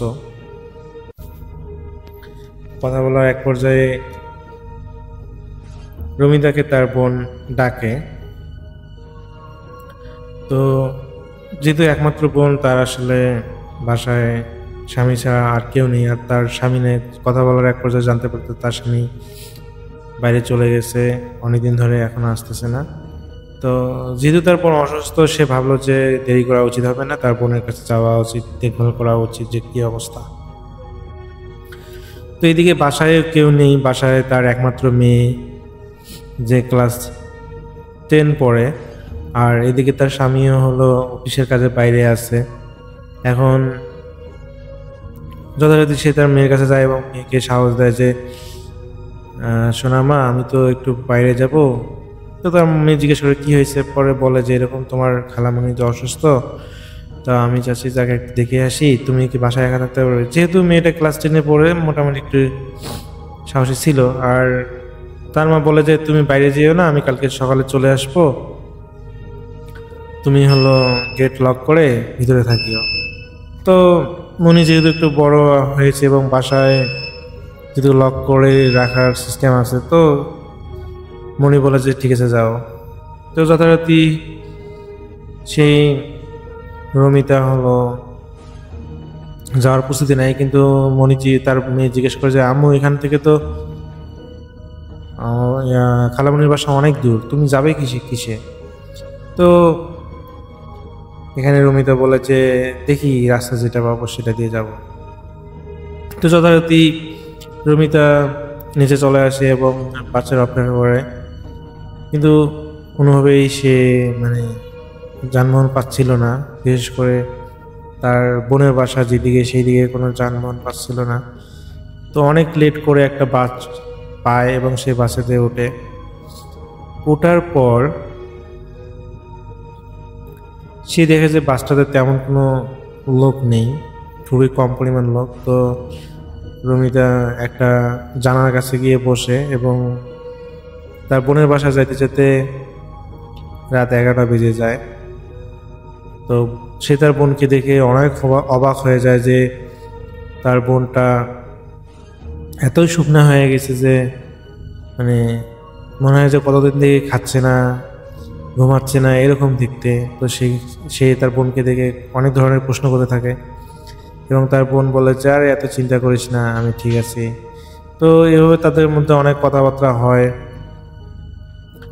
এবং এরপরে যে ঘটনাটা ঘটে, এটা আসলে এই ঘটনাটার মূল ঘটনা। সেটা হলো কথা বলতে বলতে যখন রমিতে জিজ্ঞেস করে যে আমি তো বাসায় খেয়ে আসি নাই, কী কী রান্না করেছিস? তো তার বোন বলে যে আসলে কি বলবো, বাসায় তো কোনো কিছু নেই, এই জন্য রান্না বান্না করতে পারিনি। তুই কি আমাকে একটা সাহায্য করতে পারবি? দুঃখিত, আমি আসলে ঠান্ডা একটু লাগার কারণে সমস্যা হচ্ছে, সমস্যা দৃষ্টিতে দেখবেন। তো রমিতাকে তার বোন বলে যে তুই কি আমাকে একটা সাহায্য করতে পারবি? তো রমিতা বলে কি সাহায্য? পরে হলো তার বোন একটা লকেট বের করে দেয় এবং বলে যে এই লকেটটা তুই বাজারে গিয়ে বিক্রি করে, মানে মার্কেটে গিয়ে বিক্রি করে আমাকে কিছু টাকা এনে দিতে পারবি? তো রমিতা দেখে যে এটা হচ্ছে সেই লকেট, যেটা হলো মানে রমিতার বড় বোনের জামাই দিছিল। তো তাকে জিজ্ঞেস করলো আচ্ছা তুই এটা বিক্রি করতেছিস কেন? এটা তো হলো মানে জামাইবাবু এটা তোকে দিয়েছে, তাহলে তুই এটা বিক্রি করবি কেন? তো তার বোন বললো যে দেখ বাসায় কোনো খাবার নেই, আমার কাছে টাকা পয়সাও দিয়ে যায়নি, তো আমি এখন কি করব? আর আমি তাকে ফোন করেও পারতেছি না, তুই এটা বিক্রি করে আমাকে টাকাগুলো এনে দে। এখন এত রাত্রে তো বাইরে যাওয়া সম্ভব না, কারণ অলরেডি 11টা পার হয়ে গেছে। এদিকে যেহেতু তার বোন বলেছে এবং তার বোনটা অসুস্থ, এখন কি করবে? আর সেও তার মেয়েটাকে রেখে এসেছে, তাই উপায় না পেয়ে সে সেই লকেটটা নিয়ে বাইরে হয় বাসার থেকে। এবং সে যখন বাসার নিচে মানে কোনো কিছুর বিশেষ করে মার্কেটে যাওয়ার জন্য যে যানবাহন খুঁজতেছিল, কিন্তু কোনো যানবাহনে পাচ্ছিল না। সে কিছুক্ষণ পর একটা বাস পায় এবং যখন সে বাসটাতে ওঠে, প্রথমে কিছু মনে হয়নি, বাসটাতে ওঠার পর তার কাছে এতটাই অবাক লাগে, এটা তো সেই বাস যে বাসটাতে থেকে সে বাসার থেকে এখানে এসেছিল, এবার এটা কীভাবে সম্ভব? এবং সেই বাসটাতে সে আবার পুনরায় উঠেছে। তো সে নর্মালি ভেবেছে হয়তো বা এটা আবার ব্যাক করতেছে, তো এই জন্য এইদিকে পাওয়া গেছে। তো সে কোনো কথা নেই, সে সেই বাসে উঠে যায়। তো বাসে চলতে সে একটা মার্কেটের নাম বলছিল, যেটা তার বোনের বাসা থেকে আধা ঘন্টা রাস্তা, আধা ঘন্টা গেলে সেখানে যাওয়া যায়। কিন্তু আধা ঘন্টার জায়গায় সে প্রায় 1 ঘন্টার সময় অতিবাহিত করেছে বলে মনে হয়। কিন্তু তারপরও সেই বাসটা মনে হয় যে সেই রোড দিয়েই চলতেছে, কিন্তু সেই মার্কেটগুলোর কাছে যাচ্ছে না। তো সেই বিরক্ত সহিত সেই কন্ট্রাক্টর, বিশেষ করে যিনি হলো বাস চালক বা বাস হেল্পার, তাদেরকে জিজ্ঞেস করে যে কী ব্যাপার, অনেকক্ষণ তো হয়ে গেল, এত সময় তো লাগার কথা না, আমরা এই বাসে কোথায় যাচ্ছি? তো বাসের কন্ট্রাক্টর এবং হেল্পারের মনে হয় যে বিস্ময়ের চোখে সেই রমিতার দিকে তাকাচ্ছে, যে কি তো বাস কন্ট্রাক্টর এবং তারা দুজন কিছুই বলতেছে না, জাস্ট খালি তারা মানে তাদের দিকে তাকিয়ে আছে, মানে রমিতার দিকে তাকিয়ে আছে। রমিতা এখানে একটা বিব্রত বোধ করে এবং সে পুনরায় তার সিটে গিয়ে বসে থাকে এবং অপেক্ষা করতে থাকে। তো একসময় সে জানালার দিকে তাকিয়ে রাস্তাটা মানে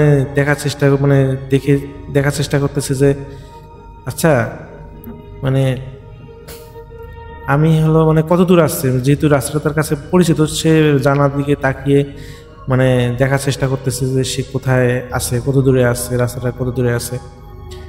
তো দেখা যায় যে গাড়িটি সুন্দরভাবে চলতেছে। তো যখন সে অনেকক্ষণ থাকার পর সে ভাবলো যে হয়তো বা এটা কাছাকাছি চলে এসেছে, এবং সে যখন তার মাথা ঘুরিয়ে সে বাসটার হেল্পার এবং হলো ড্রাইভারকে এদিকে তাকাবে, সে এতটাই ভয় পেয়ে যায় তাকিয়ে, সে বাসের মধ্যে কেউ নেই সে ছাড়া। বাসটার মধ্যে সে ড্রাইভারও নাই, তারপর হেল্পারও নাই, যে কয়েকটা মানুষ ছিল তারাও নেই, মানে বাসটা একা একা চলতেছে। এরপর রমিতা এতটাই ভয় পেয়ে যায় যে সে কি করবে বুঝতেছিল না, মানে সে এই চলন্ত গাড়ি থেকে নামতে পারতেছিল না। এটা কিভাবে সম্ভব একটা বাসে, মানে বাস একা একা চলতে পারে। তো এরপর হলো সে কি করবে বুঝতে পারতেছিল না, এভাবে কতক্ষণ চলতে থাকে সে নিজেও জানে না। এক সময় সে সেখানে সেন্সলেস হয়ে পড়ে যায়। তো সকালে যখন সে আবিষ্কার করে, সে দেখে কিছু মানুষ তাকে হলো একটা রাস্তার সাইডে পড়ে থাকতে, এবং মানুষরা আলোচনা করতেছে কে উনি। যেহেতু মহিলা মানুষ, কেউ তাকে ধরার সাহস পাচ্ছে না। আর ততক্ষণে হলো সূর্যের আলোয় রমিতার জ্ঞান ফেরে এবং সে দেখে যে কতগুলো মানুষ তাকে ঘিরে জটলা বাঁধতেছে। তো এরপর সে মানুষগুলোকে জিজ্ঞেস করে যে এটা কোন জায়গা। তো তারা বলে যে এটা মার্কেট, এবং হলো মার্কেট থেকে দূরে, মানে 1 কিলোমিটার দূরে এটা হলো একটা নির্জন জায়গা। এখানে আসলে অনেক সময় অনেক ভৌতিক ঘটনা ঘটে। তো আপনি এখানে। তো রমিতা জিজ্ঞেস করে যে আপনি কোথা থেকে এসেছেন। তো রমিতা তার হলো ঠিকানা বলে। আপনি তো সেই অনেক দূর থেকে চলে এসেছেন, আপনি সেই মার্কেটটা থেকে প্রায় 1 কিলোমিটার এদিকে চলে এসেছেন, তো আপনি হলো এখানে পড়ে আছেন কিভাবে। তো রমিতা দুই বলে যে এরকম ঘটনা। তো যথারীতি ওখানকার 2-1টা মানুষ তাকে হেল্প করে তার বোনের বাসা যাইতে। তো তার বোনের বাসা যাওয়ার পর তার বোনকে সমস্ত ঘটনা বলে। তো তার বোন আসলে এই ঘটনাগুলো শোনার পর কষ্ট পায়, যদিও রমিতা দেবী আসলে জাস্ট একটু হয়তো চোট পেয়েছেন, কিন্তু তার কোনো ক্ষতি হয়নি। কিন্তু রমিতা দেবী এটা আসলে তার জীবনে একটা মানে এমন একটা ঘটনা যে সে কখনোই এটা ভাবতে পারতেছে না যে একটা বাস কিভাবে মানুষ ছাড়া চলতে পারে, আর তিনি কিভাবে এই মানে মার্কেটগুলো পার হয়ে অত দূরে গেলেন। তো এই ছিল ঘটনা। তিনি আসলে যেভাবে শেয়ার করছেন, হয়তো বা আমি তার মতো করে শেয়ার করতে পারিনি, এজন্য দুঃখিত। তো আমি চেষ্টা করবো পরবর্তী ঘটনাগুলো আরো সুন্দরভাবে গুছিয়ে আপনাদের কাছে শেয়ার করার। সবাই ভালো থাকবেন, সুস্থ থাকবেন এই প্রত্যাশায়। আল্লাহ হাফেজ।